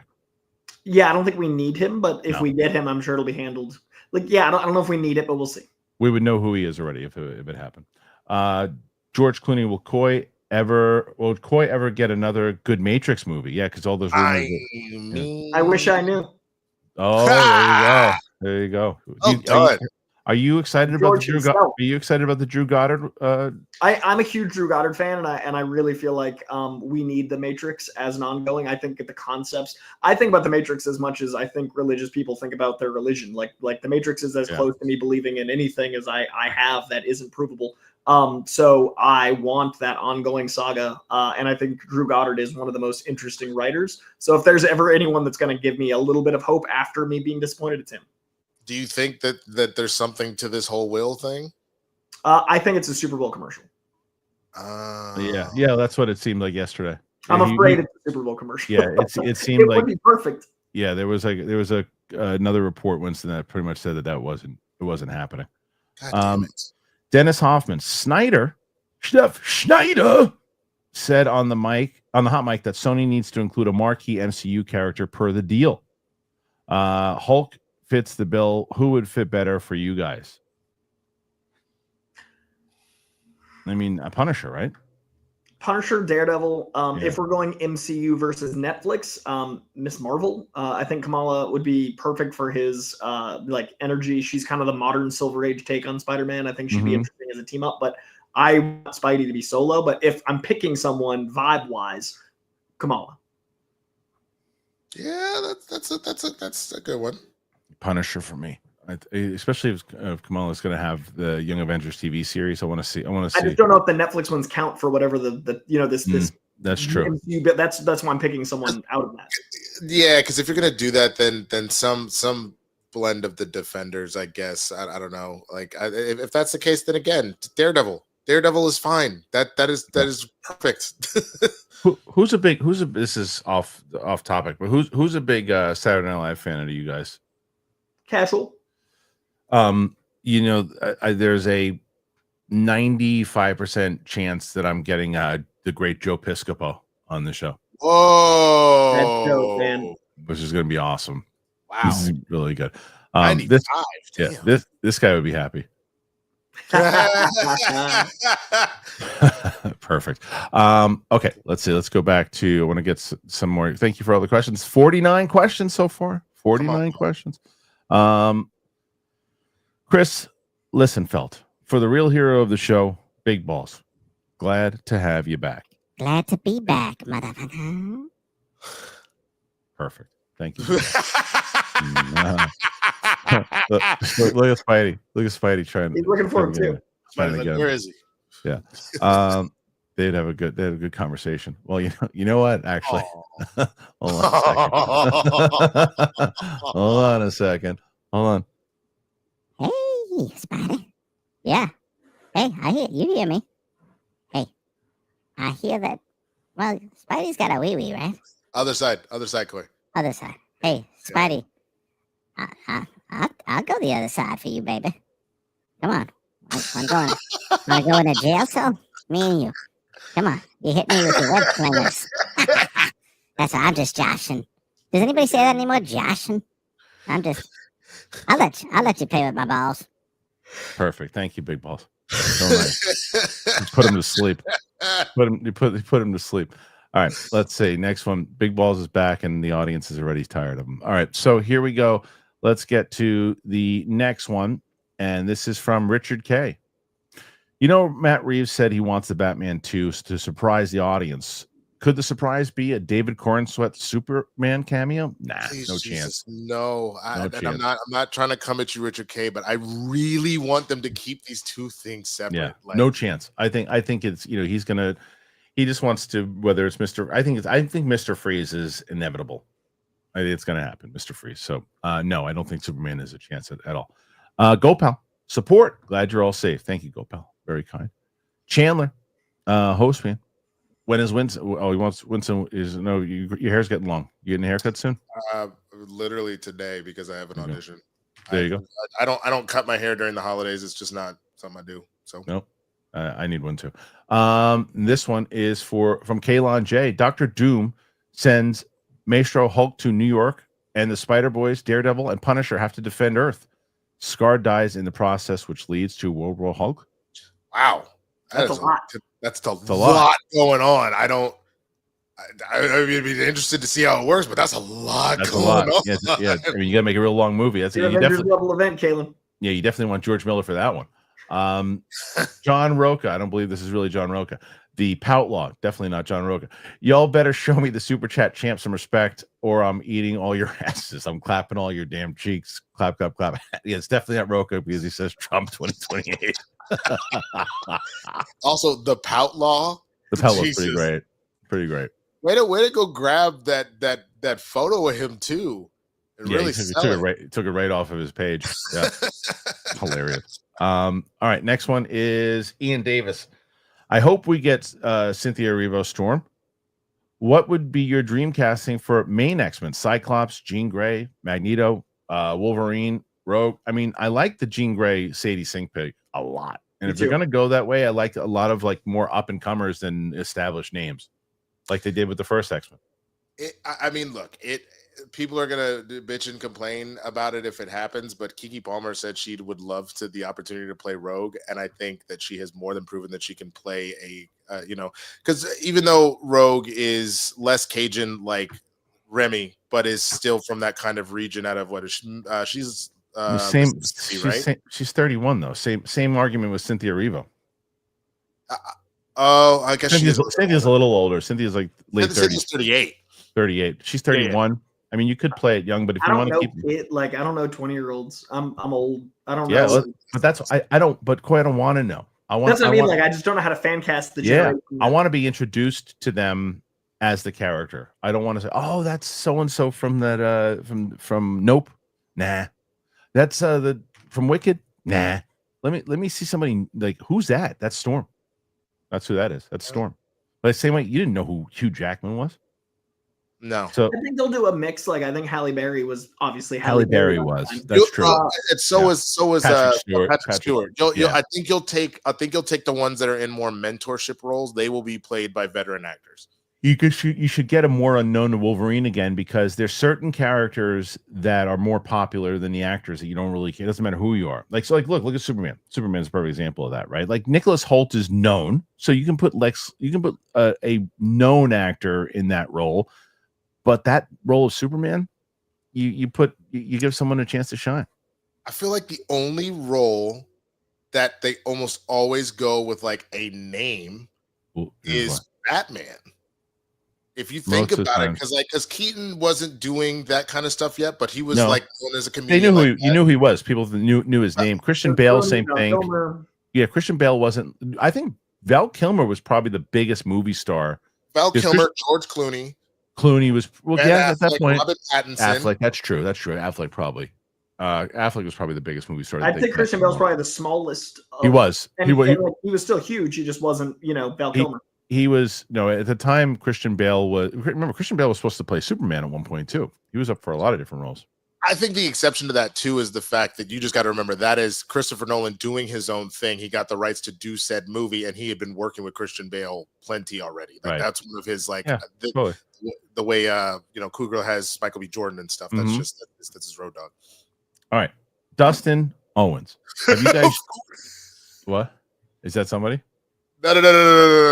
I just read the question before you did it out loud. My fault. Go ahead. Oh, have you guys checked out Marvel Rivals? God, yes. So much. I have wasted so much of my time, and by wasted, I don't mean that at all. It is a fantastic game, and that's actually one of the things I'll be doing this weekend. As far as I know what's going on, I will be streaming me playing Marvel Rivals and whooping people's asses, especially because the Fantastic Four dropped today. I am so ready to play with Sue, man. She got the yams and the powers. The yams. Casual scroll, 1 out of 2. Just maybe any Batman projects being delayed is a good thing. That way we can build up the other heroes in the DCU, building a fan base for lesser known heroes like Gunn did for the Guardians of the Galaxy. Yeah, but the difference is this. Guardians of the Galaxy came out in 2014, 5 years or 6 years after Iron Man 1 did. And they didn't go with unknown heroes. I mean, Iron Man wasn't like a massive, but he was bigger than Guardians of the Galaxy. Captain America, Hulk, Thor. They went with all those the tried and true first before they did. Spider-Man they had to wait because they didn't have the rights for it, but Spider-Man would have come out if they had the rights for it. Spider-Man would have come out in that first wave for sure. So DC, you want to get everybody moving. I think Superman, Supergirl, because they're going to introduce Supergirl in Superman. Then Lantern's putting them on a TV show. I think that Batman. I think they're going to push it forward, and they're going to rush it because it's Batman. So I don't think delayed is that good for them because I think they're going to need, they're going to want to keep delivering. I don't think they should team up him and Superman right away like they did last time. But I don't know, Coy, what do you think? I think Batman should be like not a phase 2, but like a late phase 1. If we're looking at the typical language, I think it should be in your first array, but I don't think it should be front loading. So I think the way we're doing, Winston's having a time, having like the Lanterns and Supergirl as like just supporting, and then end whatever the shape of the opening is going to be. I think in the first 5 years, Batman, but don't rush it for the sake of anything, but don't also keep them. We're going to have this conversation the next 4 years until we have news. What do you think, Winston? Yeah, don't. I agree with you that the difference with Guardians is that we were already midway through the whole situation. You have to lay enough of a foundation to get people in the door, because think about, even though it would be technically IP that's being used, literally think about every movie in recent years where, unfortunately, as much as we say give us something original, people don't flock to it the way that they should. I understand that Blue Beetle was in a weird space because of the strike and kind of off the pandemic, and the DCU is dead and all that kind of stuff, but that would have been a perfect example of a very talented actor, a hero we haven't seen before, and it was a good movie. It wasn't a bad movie, and it just didn't do what you need. So I think you need to get enough in the door with a Superman or something like that, and then you can start to do that like we did previously. Well, this is also what Cash, he follows it up and says, that way when Batman things are settled, when his movie comes out, it'll be hopefully in a well-established universe, and there'll be such an anticipation for a new Batman at that time, which makes sense. I just, money-wise, business-wise, will they have the patience to wait? We shall see. All right. Legend MM600. What up? You guys got cool shirts on. I loved your top 10 movies in 2025. Crazy Superman, you say, will be number 1. So this is the anticipated that I did. Wish the Batman or X-Men movies would come. They will. They'll be there eventually. I don't know what you guys did for your anticipated. I haven't done it yet, but that's that. Like I said, now that I've got everything all set up, I'm very excited to do all that with everybody. Well, what are yours, Kristian? I'm gonna go my list that I put out. I want to make sure that I have it out here. Is this all of them? Yeah. Okay. So from the honorable mentions were Happy Gilmore 2, Zootopia 2, Wicked 2, Running Man, Predator, Black Phone 2, 28 Years Later, my Thunderbolts, Accountant 2, Mickey 17, and Captain America. Those were my. That's like essentially all sequels, more or less. Yeah, those are that's the honorable mentions. My number 10 is F1. Number 9 was Ballerina. Number 8 was Mission Impossible.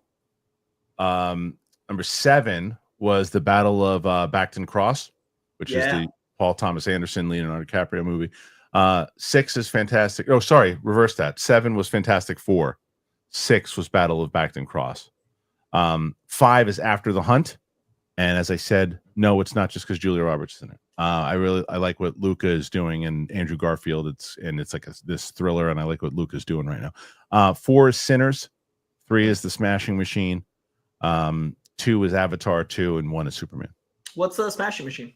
That's the Mark Kerr UFC movie starring Dwayne Johnson, the A24 movie. Oh, I forgot that was next year. That's going on my list now. I forgot about it. Did you make yours? You didn't do yours yet. Yeah. I got my honorable mention is Megan 2, The Running Man, Karate Kid Legends. I've got Back to Cross a little lower than you. Jurassic World, just because they are apparently rebooting in a good way. Final Destination, I love that franchise. They're not though, Coy. Jurassic World is not rebooting in a good way. They're doing big monsters and everything again. Yeah. Well, that should be lower. Predator, I love quite a bit. Those are bad names. Captain America, my honorable mention. Black Phone 2, honorable mention. F1 is my top of honorable mentions. And then my top 10 is Thunderbolts, How to Train Your Dragon live action, Mickey 17, 28 Years Later. Mission Impossible is number 6. Paddington in Peru in a couple weeks at number 5. Sinners at number 4. Accountant 2 at number 3. Fantastic Four, and then Superman. Nice. Okay. Good year. It's stacked. Yeah, it's pretty good. Okay, so that was that one. Thank you. Yes, Superman was definitely number 1 for me. Okay, so this is the follow-up. Right now, guys, at 60. At 60 with 45 minutes left to go. Already asked this on the show, so from Owen Lanning with Rocco, but my under-the-radar pick for Clayface is Lee Winnell. What do you guys think? Any picks that you guys have? He brought this up the other day, Owen did, and we all were like, that's a great pick for Clayface. Great pick. You look that person up. Invisible Man, and he's now doing that's actually a really good pick. Great pick. Was he the main character in Upgrade? Lee Winnell? He's a director. He's director. Oh, I thought you were saying for an actor. No, directing it. Lee Winnell is directed. Clayface is going to play him as an actor because he's in the DCU as him. Yeah, Lee Winnell directed Invisible Man, and now Wolfman coming out. Oh, I put in Lee Winnell, and it showed me. I think he is an actor. I think he was an actor. He was in Saw because he co-created it with James Wan. Yes. Okay. But yeah, I think Lee's perfect, and he loves genre stuff. I think he'd be fantastic, and he's also such a movie buff, and I think that'd be fun for a actor. That'd be a good one. I like Lee a lot. Killer Camp. One could argue Iron Man trilogy isn't fantastical until the third Batman. Coming into DC after a long break might work if done well. Yeah, and okay, so I push back on that because. Maybe in how it's presenting itself, but Hulk is already tied into it immediately because Nick Fury shows up at the end and then he is in Hulk. So I push back on that right away. Yeah, that's true. He is in the Hulk. So yeah, so that's. I also think Iron Man invents science in the second movie. Right. He makes a whole new element. It's pretty fantastical. That's true. That's true. Fallen District. Do you guys watch Cobra Kai? And if you do, you fully cut up before the final episodes. I do watch it. I was a big fan of it for a very long time. I just kind of fell off of it for a little bit. But that's one of the shows that, again, I say this not in a hating way, just because people keep asking me. I will watch the rest of Cobra Kai before I watch Skeleton Grow. I need to finish Cobra Kai. More important, I just don't care about that show at all. I just saw this report thing. Apparently, it's like the lowest rated Star Wars anything ever.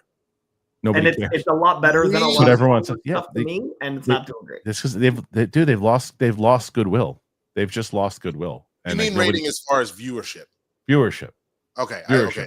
Not because it sounds like people are saying it's not terrible, but it's just it's better than not terrible. Most people that I've seen that watch it are really liking it a lot, like really enjoying it. Like most people that reach out to me go, "You got to check it out. You're gonna love it." And I'm like, "Cool." I just don't care.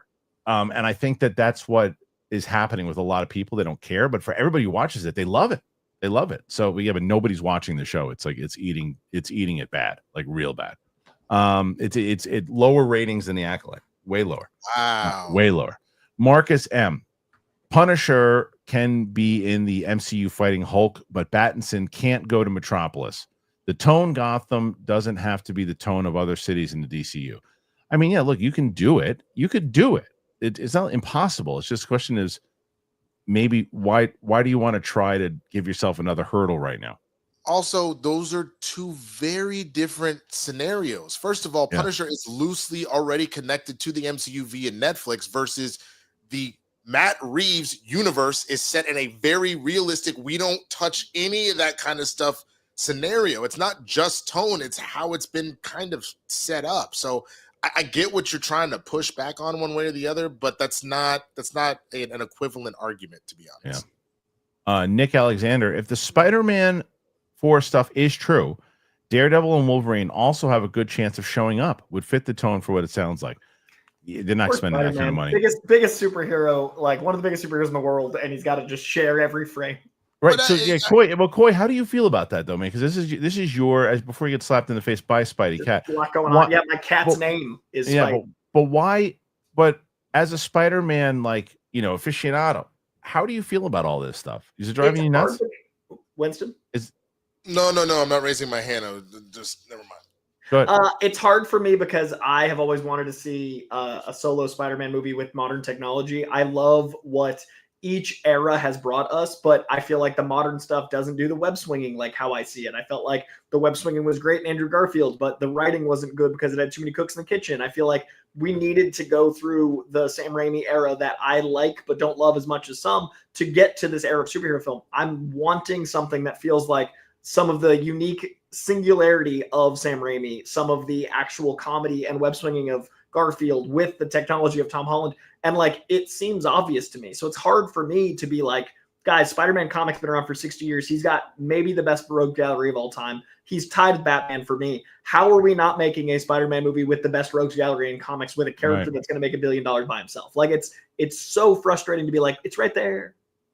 Yes, you guys would know this, and I hope the answer is no. But Chris Granier says, random question, is it true that the Rose Bowl in Pasadena burnt? I hadn't heard that. I mean, there was obviously a lot of I'll check really quick. There's also, lot of stuff going down. Follows it up with glad Winston and Coy are safe. Yeah. Thank you. I appreciate that. To my knowledge, I had heard that the Rose Bowl was being wow. Yeah, okay. No, it's not that it's been burned down. It's been used as a safe spot.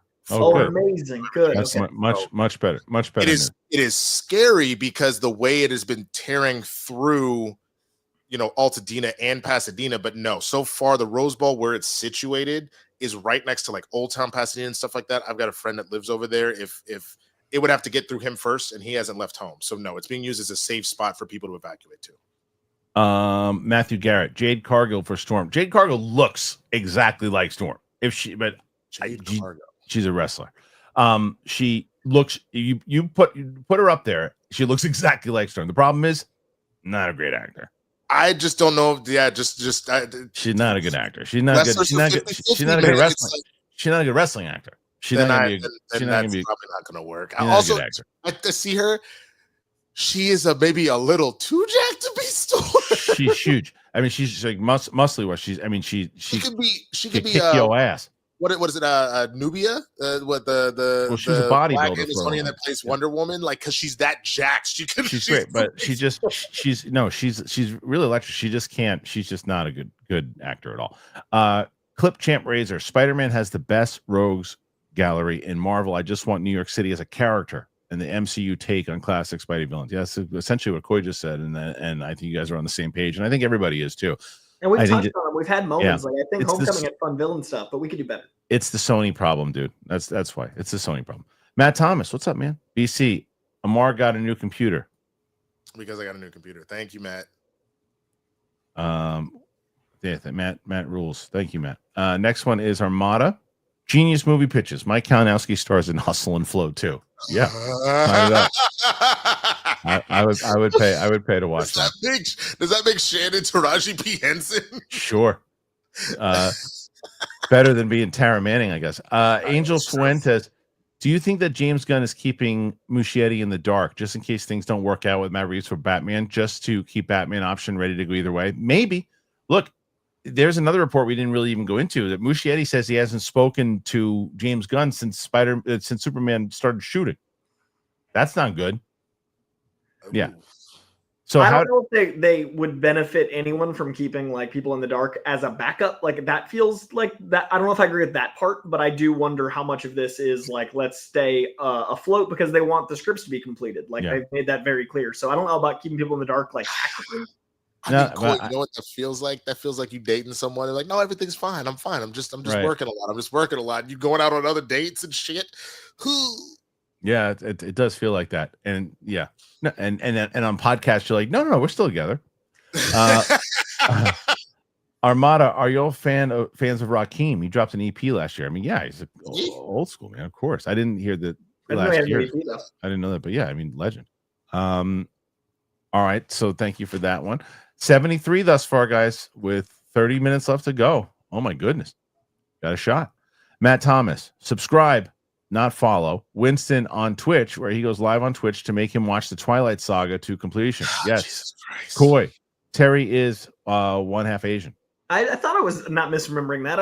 I just always thought that was one of the things about his character, because the world of Batman Beyond is a very like Asian inspired future city. I thought Gotham had like Asian influences. So I always just remembered him as being half Asian, but some of the chat thought I was no, because Dana's Asian. A lot of that. Yeah, no, that is it. If I remember correctly, when they were talking about the styling, because it still obviously fell in the Bruce Timm styling, but as they were doing that, they were also basing it off of anime. So like it was getting an Akira meets Bruce Timm's, DC world vibe. C Black, Fantastic Four will be the most anticipated film after the trailer. Not for me. I mean, like I'm looking forward to, like I said, it's number 7 for me, but it's not going to beat some of those other movies. Like there's a few of those movies that I was like, oh, I should even put higher up, but I didn't, because there's certain movies that I want to just see in theaters, even though I know that they're maybe not built for theaters. Like I said, like I mentioned, the Luca movie, After the Hunt, like that could be something you could watch at home, but I can't wait to see it in the theater. There's so many movies that I want to see in the theater over Fantastic Four. There's 6 more. But a lot of people will probably, I mean, Coy was like number 2 for you, right? Yeah, it's high for me because I want that really big win for Marvel. I think it'll be lower for Winston because Winston has traditionally just not been a Fantastic Four guy. Yeah. If the trailer blows my mind, then maybe it'll go up, but I just don't care. Yeah. Go, pal. Steph and Mike had no opinion yesterday. Coy, Winston, how would you rank the Seattle Big Four? Oh yeah. They didn't respond on this one. I did.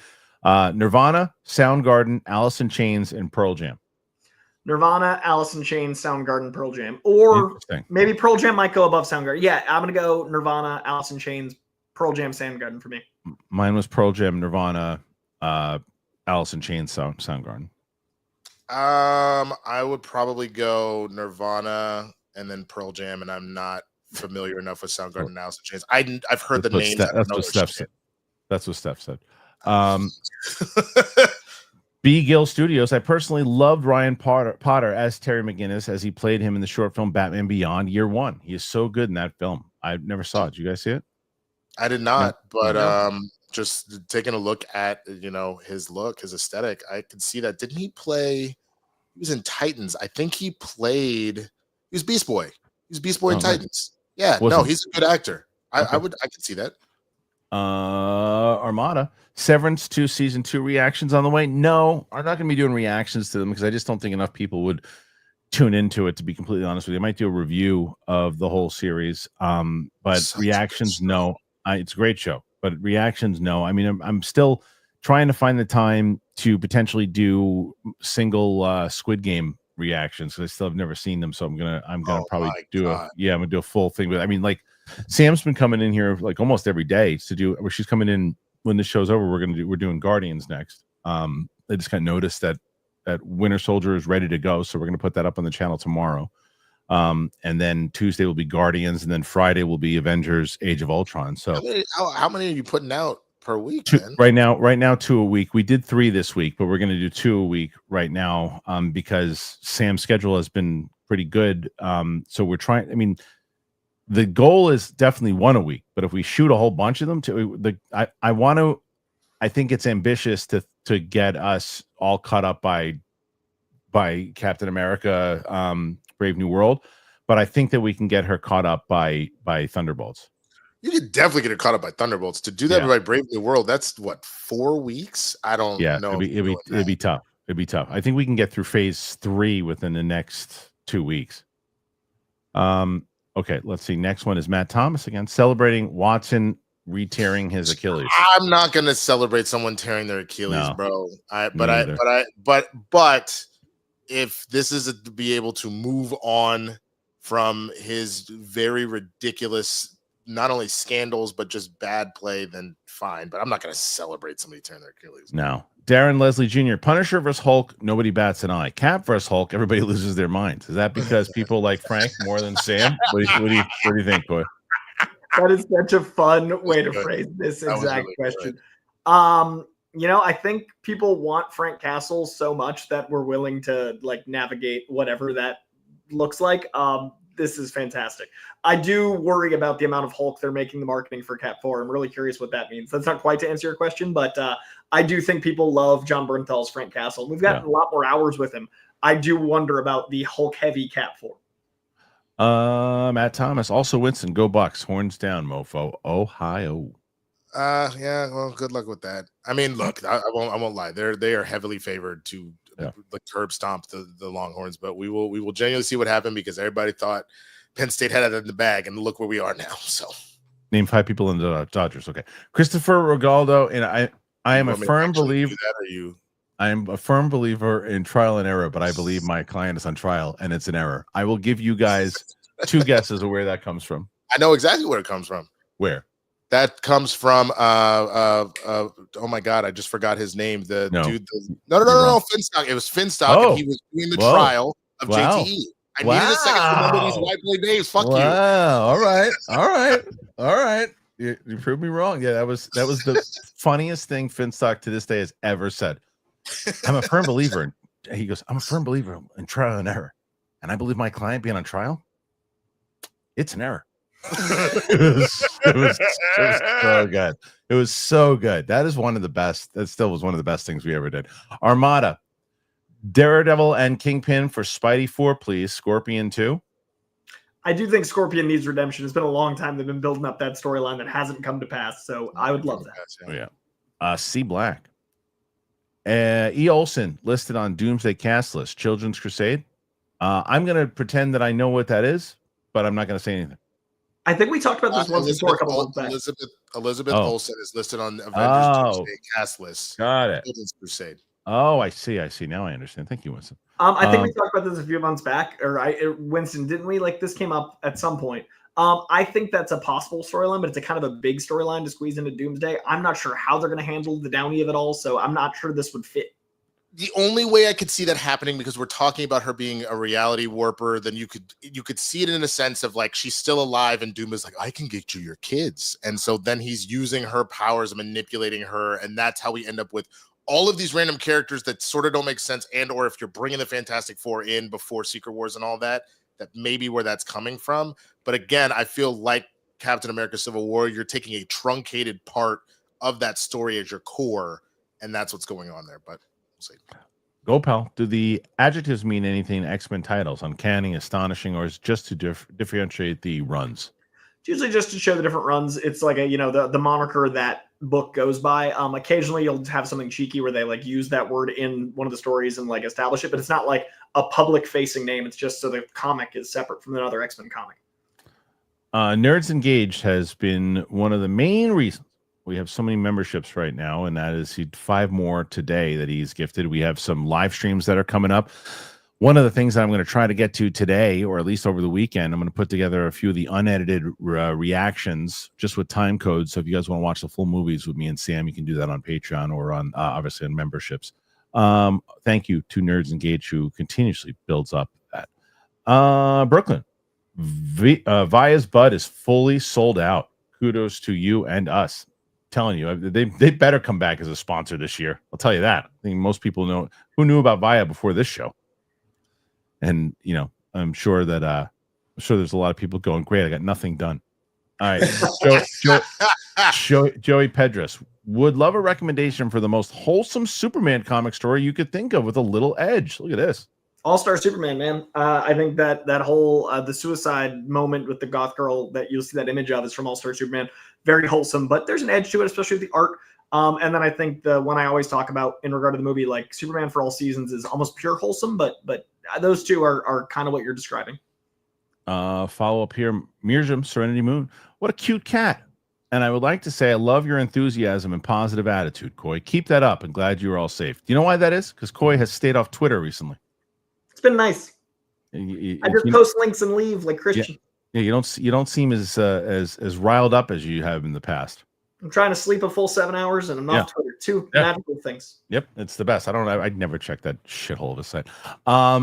Live action is the superior media. Cartoons are all right. I'm just playing. Yeah, I know. It's just because the comment section has become a battleground between live action and animation. With my kid, who animation is for and only for. Oh, that's fighting words. Matthew Garrett, and he's like, he's laughing his ass off right now as we're reading this. Matthew Garrett, if Winston says Kiki for Rogue, then Sydney Sweeney for Storm. For fuck's sake, can't we just have the comics adapted? For some reason, Pascal shouldn't be Richards. Well, no, I don't necessarily believe that with the Pascal side of it too, because Pascal, like I said, they're dependent. Like we've had this debate a million times over. We were all three of us were on the same page. There was a rumor about Kevin Feige saying the reason why they cast Pedro Pascal at first, the rumor, never been confirmed, was that because he said, "Oh, the cast is too white. We can't have a full white cast." If that is what happened, that's fucking bullshit. Then that's bullshit. If he cast Pedro Pascal because of that, we all agree that's bullshit. But it's Pedro Pascal. The chances are, it's like, hey, Pedro just turned in with this role, this audition, or with this tape. We just saw this, or we just had this idea. We went out to Pedro because we think he'd be really good at it, and he's going to nail it for what we want, or we're looking for. He's going to play this role that so and so wrote. Then it's Pedro Pascal. You sign him up. So I don't agree with the Pedro Pascal side of it. Winston, I'll let you speak for the other ones. I mean, look, here's the thing that I think you got real hot right there for over something not that serious. Here's the big difference between Kiki playing Road and Sydney Sweeney potentially playing Storm. The main element of Rogue's character that is paramount is her being the Southern Belle, etc. That is it. It's not her race. It is the region in which she's from. Storm is a black woman from Africa. Those are that her race is paramount to her character. Those are two very different comparisons. Nice try, though. I do appreciate you trying to come into the ring, baby. He has been in the chat for like an hour embarrassing himself, and I'm pretty sure I take up more of his mental real estate than the girl in his photo, so he's just a sad person. I'm glad we could give him some attention. All right, Levi, 10 thoughts on the Babylon Skull recasting for Ahsoka. I personally love it. Also, really hoping for the Court of Owls and Batman 2. The way Riddler was reinvented, the owls could really be frightening. I'll let you guys talk about that. The other one, like I said, I heard about this 6 days ago, and I was like, oh, that's good. We're having, this dude replacing the great Ray Stevens was just It was perfect. I think he'll play Balon really, really good, and that's what he meant, Balon, not Babylon. But I forget Freeze, forget Clayface. Give me the Court of Owls. It would be absolutely terrifying. And if you literally, like it was said, by having the Riddler be so daunting already for Batman in that first movie, now you're going to give him an entire like Illuminati that he has to deal with, and they've trained like assassins almost as deadly as he is. Oh, give me that all day. Yeah. Yeah, I think it fits the world really well. And I think, like, you know, Matthew has been talking about the surprise element, and a lot of people don't know the Court of Owls. So it'd be a really cool, like, there's been something underneath society this whole time storyline. So I think Court of Owls is going to be dope if that happens. Evil John Madden, I'm not reading that. You can get a refund if you want. Not reading it. So next one is live action, the Superior Media. Thought I was a douche, but Matthew for the win. So yeah, this is like from 20 minutes ago. That guy's just been in the chat making a fool of himself all day. It looks like it. Ballsy.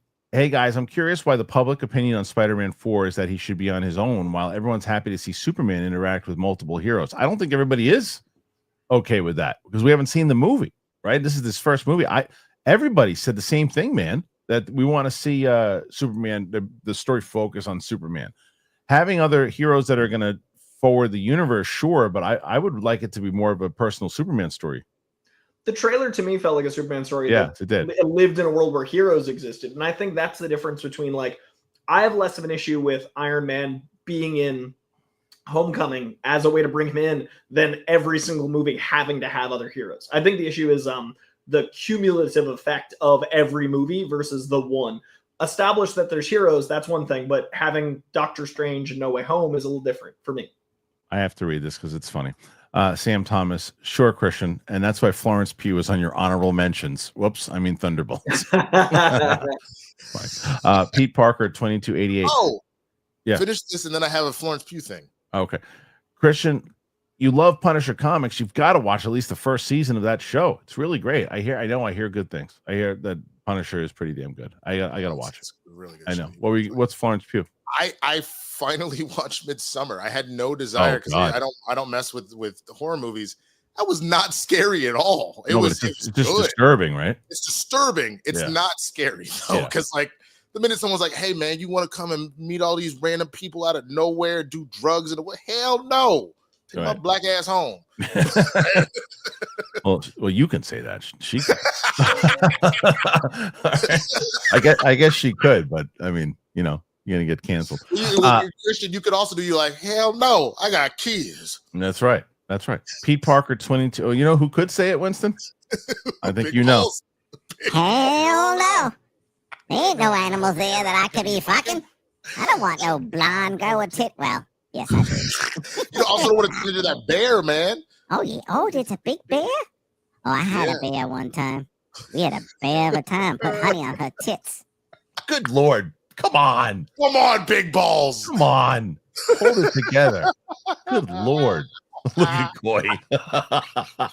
Just staying safe over here. Coy got a good job. He's like, you know what I'm going to do? Be quiet. I'm going to stay right here. This is the one that DC turns into. Perfect. And you know what they did? And they put big balls in the next Commandos. He made the Justice League. Yeah, 100%. Edit the movies. Hey, Winston. Did we? I don't think we read it out loud. Oh, no, we didn't. Thank you. Pete Parker, 2288. Thank you, Winston. Amazon has 3 for $33. 4K Blu-ray deal going on right now. I got Superman the movie, Purple Rain, and Mask of Phantasm. Also, Winston, Season 1 Rivals today. I'm so excited about that. I almost forgot the other thing that I needed to plug what we were going to do at the end, but I probably won't stream Rivals today. I will stream it tomorrow, but I'll tell you what I'm doing later today in a minute. But that's great. That's a great deal in 4K. It's a great deal. It is great. There we go. Edit the movies. Hey, Winston, 8 Coy, just happy you two are safe. I'm loving all the love. Really. 86, guys. 86. Come on, we so close, baby. You're not bad. You're not bad. Look, 86. About 25 from beating Roca and Dan. But in order to get that Star Wars scoop, we got to get to 130. Right. What are they at? 104. What did they get? Right now, they had 110. 110. Got it. Yeah. Ballsy. I'll follow up to my question. Do you think it's a difference of Superman not being established yet compared to Spidey? Yes, I do. 100%. I mean, that's kind of what we said beforehand too. But yes, Haskell. Hey gang, I'm glad you're okay. I loved watching Coy. Okay, loved Coy watching Escape from New York and Big Trouble in Little China for the first time. I didn't realize how many holes you had in your game. Everything definitely pre 70s, but mid 80s is kind of like, it's nice because there's a lot of them that I saw that popped up with you in the thumbnail. I'm like, really? Coy never saw that. And I don't want to miss new movies, so I'm trying to find all of the iconic movies of before I was born, and that was amazing. I had a great time. Great. Hashtag Snake, hashtag Predator, Sasquatch, hashtag Jack Burton. Such a good movie. I love that movie. Okay, let's see. Pete Parker 2288. He's breaking balls, obviously, but Kristian, you obviously hate Star Wars. Why? So funny. It's like, because when you have an opinion on where, like you said, when you're Winston, you're a Cowboys fan. How'd you like their season this year? Oh, they were dog shit. Right. Does that mean that you hate the Cowboys?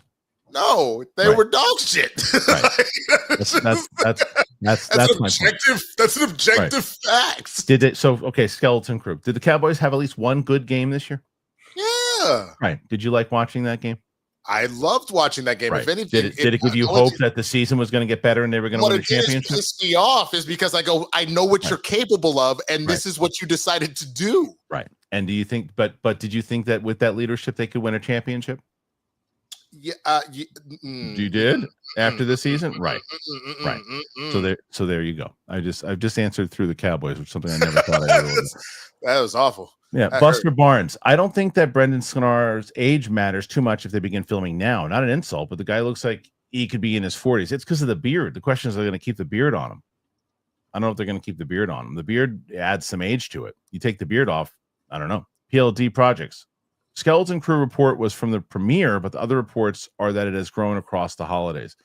Yeah, but not keep reading it. Still the overall what week to week, some people tuned in a little bit more, but it's eating dog shit. I love PLD's about as positive as it gets, and he wants Star Wars to succeed, but it's just not. People don't like it anymore. It's the number 5 tier out of 3. Michael Garrett. No one. I got to get rid of this guy. I've had enough. I see people responding to him. I don't even see him. I blocked him before. Nothing to do with him. I just do it. Yeah, no.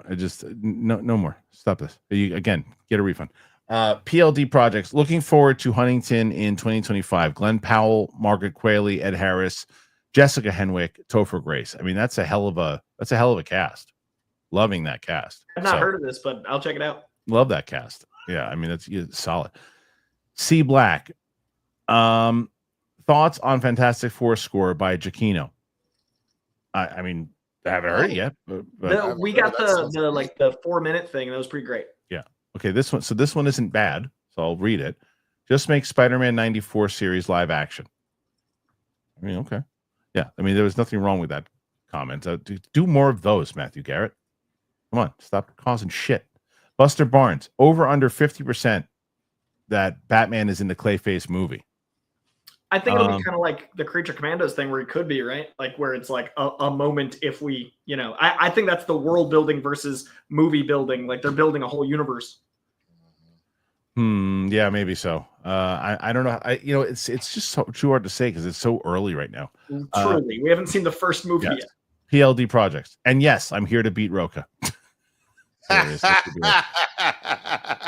Joe Ballerimanino. Very glad Winston and Coy are safe. Me too. Nerds engaged. Love live action Miles teased before Secret Wars. Maybe. Potentially.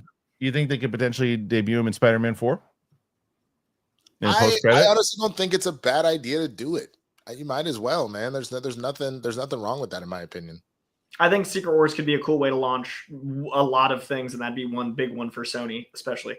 It's Armada, Lisa Ann in the DCU? Sure, why not? Do I know? If you know, she works with Sarah J. I knew Winston would know that one. Okay, you don't mean Abbott Elementary Lisa Ann Walter, right? You're talking about Lord, Lisa Ann. Lisa God. Yeah. Mary McGinnis' dad is Bruce. is what Matthew Garrett says. Again, if I can't read all your stuff out, it's because you're not giving me the chance to, and you're making this hard for yourself. Nerds Engaged. Rating for Tom Petty, Doors, Led Zeppelin, AC/DC.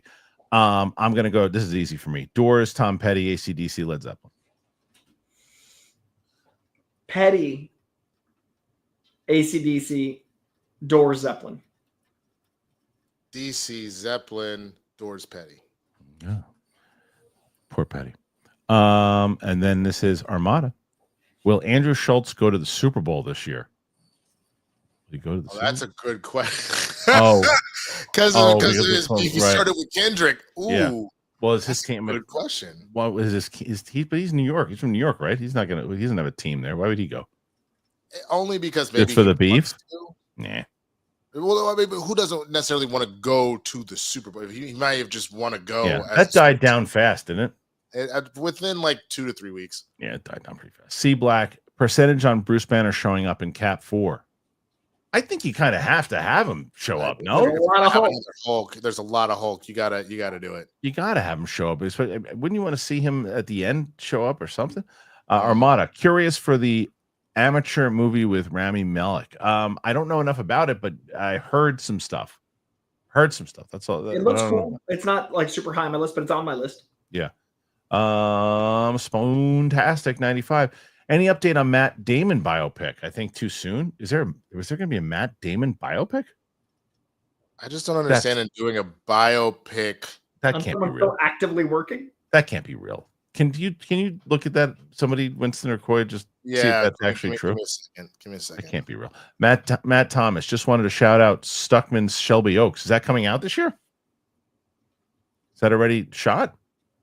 I don't know about that, and I don't see anything. Matt Damon, I think he was okay. It's called R.I.P. Everything we know about the Matt Damon Ben Affleck Netflix movie. No, that was something else. No, they were supposed to do Hulk Hogan biopic. Interesting. Maybe that's what it was. Maybe that's what it was. Be like a crime thriller, but I don't see anything about. Levi, I heard a rumor that James Wan is directing Teenage Mutant Ninja Turtles: The Last Ronin. Could be something special. Also, yes, stay off Twitter. James Wan doing a Teenage Mutant Ninja Turtles? Sign me up for that. That'd be great. I'm into that if that's real. Good. Yeah, I would love that. Spoontastic. Robert Downey syndrome has Dr. Doolittle. What the hell is going on anymore? Eric Kirby, Winston, your picks for the playoffs this weekend. Okay, let me remember the actual game stuff. Yeah, because I got to remember what the schedule is. Let me look at the bracket. Okay, so I think that you're going to end up, honestly, the Bills will win. I think that's easy. I think the Ravens will beat the Steelers because the Steelers haven't been doing too great. I actually think the Chargers will upset the Texans, though that's not a crazy upset. I think the Vikings will beat the Rams, especially because it's not a true home game anymore. They had to move it to Arizona because of the fires. I think the Commanders pull the upset on the road. And then this is wild, but I'm actually going to say that the Packers pull the upset on the Eagles, both because I'm pissed off they didn't let Saquon get that record, but more importantly, because Jalen Hurts having been in the concussion protocol for 2-3 weeks, I think that will have more of an effect than we realize. But I mean, that's going to be the most interesting game this weekend is the Eagles and the Packers. We shall see. Joey Pedros, ever watch Damon Wayans' Blank Man? Was a favorite as a kid. I definitely did it. Yeah, of course. That movie is hilarious. Would never get made today. Ever. It's hilarious. PLD projects. Hear me out. Ed Harris is Storm. Sure. Why not? Okay, I actually would rock with that for some reason, just to see PLD's head explode. He'd be. You just put him in every role. What? You know the what it weather is? goddess Ed Harris. Yeah. Hold on. It's Ed Harris as Storm, and then it's Paul Giamatti as the new T'Challa, and that's the love story. There you go. Done. Wakanda forever. Shay Mobile. Glad everyone is safe. Do you think Superman being sandwiched between Jurassic and Fantastic Four is going to change? I imagine Warner Brothers would want a 2-week solo runaway. No, I think if anybody's going to move, it's going to be Fantastic Four. I don't think Superman's going to handle it. Superman will have enough 2 weeks in between. It's a summer movie, so 2 weeks is enough time. to get in between. It's the matter. It's Fantastic Four. Fantastic Four wants to, depending on what kind of box office Superman's going to have, they might want to move. I would also argue that it is probably the only 3 movies it feels like are the most anticipated of the year are Superman, Avatar 2, and Wicked 2. And I think Superman's kind of got the crown there just because it's the newest king on the block. So I don't think they're scared of anything. Matt Thomas, come on, we want that scoop. Donate, people. How we doing? Well, I'll tell you this: if you guys beat Roca and Dan, then Big Balls will do a song for you guys. How about that? Okay, all right. Does that work? All right. Yeah, that works. Oh yeah, you won. That's right. Here I go. Oh yeah, I'm wearing my Kristian Harloff shirt to do this one. Ooh, these mother F's beat Roca, yeah. They beat this outlaw.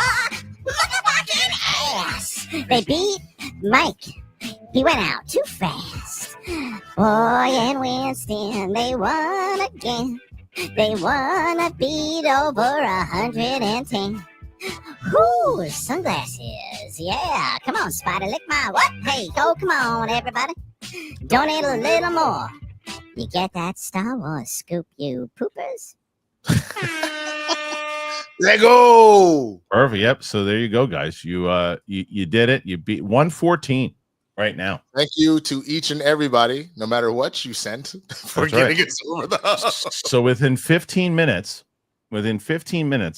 if you guys can get to 130, we'll get that Star Wars scoop. So there you go. And there's a lot of different ones. So I've got a couple. I'll give depending on what we hit if we get it. Nerds Engage. Keep the spirits up, guys. Glad you're safe. Well, they're happy now. The spirits are up. They just won. Spoontastic 95. You see the news of a Matthew Garrett LGBT biopic. That's hilarious. Hilarious. All right, next one, and this is Jenny Lynn. Thank you, Jenny. Super sticker, throwing it in there. Go Pal, more support there. Stephanie Litz. Reboot Red Sonja or Xena, Chick with Swords. They were supposed to do Red Sonja, so I'm going to say Red Sonja. I think Red Sonja because it's a comic book also, isn't it, guys? Yeah, I think that one could happen. That was in production for a while. Yeah, a little more for GoPal putting the numbers in there. Mirror Domains. Where will She-Hulk appear again? I like the show. I didn't like the show at all, but I think I liked her. I like Tatiana Maslany a lot. I think she was really good in the role. I would like to see her, play a different version of that character. She'll probably show up in one of the Avengers movies. If not, we don't know the story of Doomsday yet. She will definitely be in Secret Wars, I would argue, but it just depends on what's going on in Doomsday. Yeah. Okay. Armada. Did you all see the Cillian Murphy movie last year? Which one? Oh, yeah, it's great. It's like a small little indie he did following up Oppenheimer about like the church in Ireland, and any movie that warns people about the dangers of the church. Okay, next one is Tia Foster. Hey guys, happy you're okay. Thank you, Tia. It was very generous and very nice. Thank you. Nerds Engage, throwing some support in there. And then GoPal, have you heard anything about the new Spartacus series coming? No, I didn't even know there was one. You guys? Nothing? No. Nerds Engage. Thank you. Mayday. I need that audio. Matt Thomas. Yes, Shelby Oaks is this year. Enjoy talking to him about it at screenings. Dude is a gem. You should get him on for it. If it comes closer, I'll reach out to him. I haven't talked to Chris in a while. We used to talk quite often, but I haven't talked to him in a long time. Okay, let's see. This is the next one. Spoontastic 95. Have you guys seen Endgame? If so, what's your thoughts? I think Spoontastic was trying to get us over the edge and just throwing stuff in. So it's actually my number one in the MCU. Wow. Yeah. Wow. I'll have to check that out, man. It sounds pretty good. Endgame? Yeah. It's pretty damn good. I've heard of it. I think we should probably see it with. Go Pal. I love that show back in the day, and it was so sad about Andy Whitfield. Which one? Which show is he talking about? Mm-hmm. Shoot. Not sure which one. We lost. I think we lost it. Evil John Madden. I'm sorry. Please don't ban me. I didn't ban you. You just gotta be careful with what you're saying. Codeman 1234434. Any hype for the Kendrick and South Park creators directing movie? Also, please read the movie Dis on IMDb. Well, no, I don't know anything about that. The two Kendrick and the duo, the South Park guys, are making a movie like next summer. That's hilarious. Yeah, I'd say I couldn't remember what the storyline was, but it was something ridiculous, and I cannot wait for it. Okay. Pete Parker, 2288. Sweeney over Prime Julia Roberts, no question. Who are we talking about? Sydney Sweeney? Crazy talk. Respectfully disagree. Yeah, just crazy talk. That's no thanks. Paul Hitchcock, Yams. Fight for your right guitar riff, 100%. 120, guys. 120. We really, y'all want that Star Wars scoop? Come on, baby. Big Busta. Paul Giamatti is DCU Batman. I think Winston would agree with me on Absolutely. this. Yeah. Who are you? I'm Batman. I'm vengeance. Showing the I'm internet night. I'm motherfucking Batman. But it's the blue and gray because he's in Blueface, like in that Frank Muniz movie. Where's Robin? Matt Thomas. Anyone checking out Better Man? Very Rocket Man-esque. It's on my app. I gotta watch it. I was supposed to go to the premiere, but the world caught on fire. Yeah. Go Pal. 30 years later, I still think pig vomit whenever Giamatti comes up. I know. To his credit though, he thanks Stern. If he won the Oscar, he was gonna thank Stern at the Oscars. And he just didn't win the Oscar, which was bullshit. Go Pal. Did you hear Giamatti's dad is the one who banned Pete Rose for life? Yeah.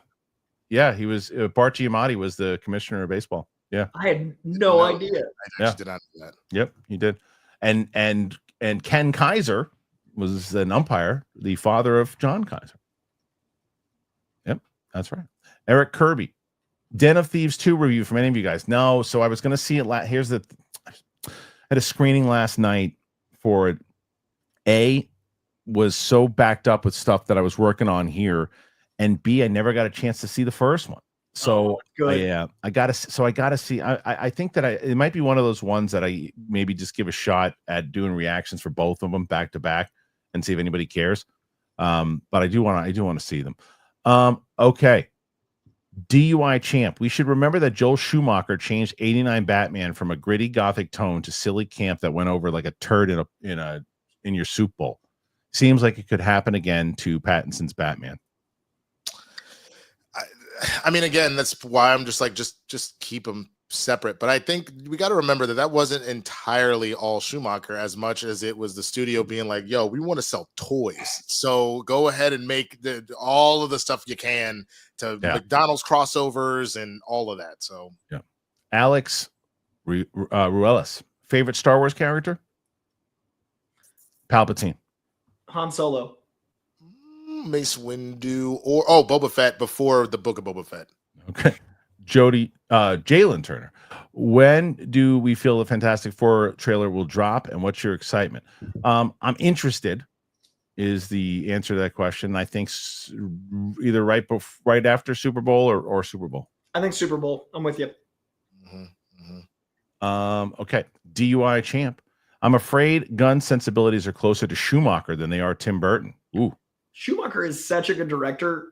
I hate that there's so much Schumacher that's incredible, but the studio interference is a mess. That's 100% what it was, because you're absolutely right. He did Lost Boys, he did Phone Booth, he did tons of great stuff, but he was told to do that movie. He was told to do Lost Boys, which is a good blend of goth. He was told to do that movie the way that you saw it, and he did it. So I'm going to defend my boy Schumacher here. Me too. Yeah, me too. There's a Phone Booth-esque movie that's about to come out this year. I can't remember what the name of it is, though. Think about it. Tat Ronan 9101. Have you heard of the David Cornsweet movie directed by James Gunn? Yeah. Uberman. Yes, Uberman. Yes. Jenny Lynn Lawson, glad you're safe. Thank you, Jenny. Spoontastic, just a quick one. What are your top 40 MCU characters? Spoontastic is killing it today with the jokes. I'll put number one. I mean, the more and more I watch it, I mean, it's hard not to say Iron Man. It really is. He's so great. Swamp Crotch. I'm smoking crack. Yes. I just realized what it was. It came out during Christmas. Carry On had like phone booth. Oh, okay. You know what I mean? There it is. Swamp Crush. Have you guys ever seen Empire Strikes Back? There's a huge twist. Jalen Turner. Since Christian said Endgame, what's your number one MCU film? There you go. Winter Soldier and No Way Home. It depends on my mood. Dude, we just watched Winter Soldier. I said it's coming up for Saturday. It's so great. Like Sam loved it. She loved it. It's incredible how good and it's so timeless good. that movie is. It really is. It's pretty great. I would say 4-way tie or my Mount Rushmore of Winter Soldier, Infinity War, Endgame, and Black Panther. Paige Chowdhury. Glad you're all safe. Thank you, Paige. Joey Pedras. Who would you actually cast Giamatti as in the DCU? Simon Stagg. Commissioner Gordon. Ooh. Commissioner Gordon. Both would be good. I would rock with either one of those, or maybe the main talking piece for the Court of Owls. Like but that's not DCU. I guess it'd be more Matt Reeves. But if you wanted to put him in there, I think that would work. PLD. I might make a motherfucking Batman as Christian's ringtone. Please do. Alex, kind of feel bad for whoever the DCU Batman is because Pattinson is perfect casting. He can essentially play any direction to the character you go in. Yeah, but the same could have been said about David Corenswet too, because it was Henry Cavill was going to be tough boots to fill, and I think he's done it so far. And I think that's why you make it a very different Batman, so it does feel completely different than its take. Yeah. We have a couple left, but we did hit 134, so. I'm going to give you one of the two of the scoops, and we'll see if people actually pick it up because they're pretty big. So it's not Jeff Snyder and Roka. Movie again, man. So this is for Ahsoka season 2. Ahsoka season 2 was obviously like as I mentioned to you, I had the other day that that what do you call it? Rory McCann was going to be in it. And I sat on it because I didn't want to put it out yet. And Roka got it. I mean, Snyder got it. So I think a lot of people kind of thought this, but Hayden Christensen has a pretty big role in season 2. Ariana Greenblatt going to return as young Ahsoka. But I think the big news is that Ewan McGregor is going to be in it too. That's the big news. Hey yo. Yeah. So pretty exciting. Then there's another one that I think I'm going to drop on Monday. So that's pretty awesome. Pretty awesome. You about to set the internet on fire, boy. We'll see. It's the end of the show, and we'll see. And Snyder's not doing it, so they probably won't even pick it up. So that's why I dropped it. It's for the audience. So let's go for Tatch Ronan, 9101, favorite character in 127 hours. The Boulders, the Rocks. Yeah. Marcus M. In defense of Schumacher, Batman Forever was good. I enjoy Batman Forever. Yeah, we did our rewatch. I would say go back and watch our rewatches on that too. Paige Chaudhry, if this is bad, I'm sorry. Who would you all cast for all black cast for Fantastic Four? Ben. I like the Michael B. Jordan cast. Same. I don't think he was perfect casting. I thought he was good. It was just a bad movie. Idris Elba as Reed. Yes. Oh, that's good. Yes. Idris Elba as Reed. Sue Storm. Man, Sue Storm. Back in the day, Vivica A. Fox. I like that. Back in the day. Good. Lupita Nyong'o. And Ving Rhames is thing. Is the thing, yeah. That's Lupita Nyong'o perfect. Yeah. Let it go. Yeah, Paul Hitchcock, Rob Zombie for Clayface, but leave in the effing. So that's from the thing that Brett and I did on Monsters. Said that trailer for the Monsters looked like a porn without the fucking. I forgot about that. Yeah. I forgot about that. PLD projects following Winston's logic. Giamatti as Gordon Harris and Sarah Essendon. Sarah Essen. What am I forgetting? I don't know. I'm not sure. Boy, Sarah Essen. I'm missing it. Yep. Let's see. Next one is Ewan McGregor. Oh, so Ewan McGregor passed away. What the hell are you talking about? Matt Thomas. If we hit 150, can we get both? No, because we're about to get out here too. And the second one's too big for 150. We're gonna do a whole. I think we'll do a whole show on that one. So 136. What an appearance! I think it's probably the second one. The only other one that I think we hit 200 one time with Steph and Roca at one point. But 136, the guys coming in and knocking it down at 136. So thank you guys for being here today. Thank you for the audience for donating. So Coy, where can they find you? Find me at Coy Jandro right here on this app. Lots and lots of stuff coming up. Probably next week I'm going to get back to the world. But yeah, lots of stuff coming. Find me over there. Wow, what a huge super chat at the end there. Apologies for the jokes, Goodell. Your jokes were hilarious. Levi, Second Rumor, Paul Giamatti cast in Ahsoka Season 2. And Winston, what about yourself? You can find me at Swaggy Blurred on all platforms. Definitely come over to YouTube and Twitch to hang out and play some Marvel Rivals. And the thing I was going to mention tonight, if you are in the Los Angeles area and you need a little bit of relief from everything that's been going on, I will be doing a stand-up show with Ken Knapsack at Flappers going on at 7:30 this evening.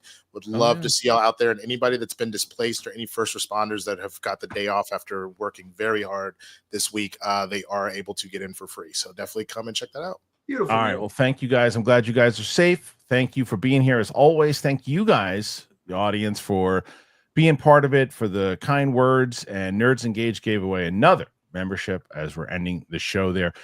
You guys rule. So thank you so much for a great week. Thank you for everybody who was part of this week. Please check out our reactions. Again, Winter Soldier will be up tomorrow, so please go and check that. So for myself, Winston, Coy, Big Balls, we'll see you guys later. Bye. Mustard.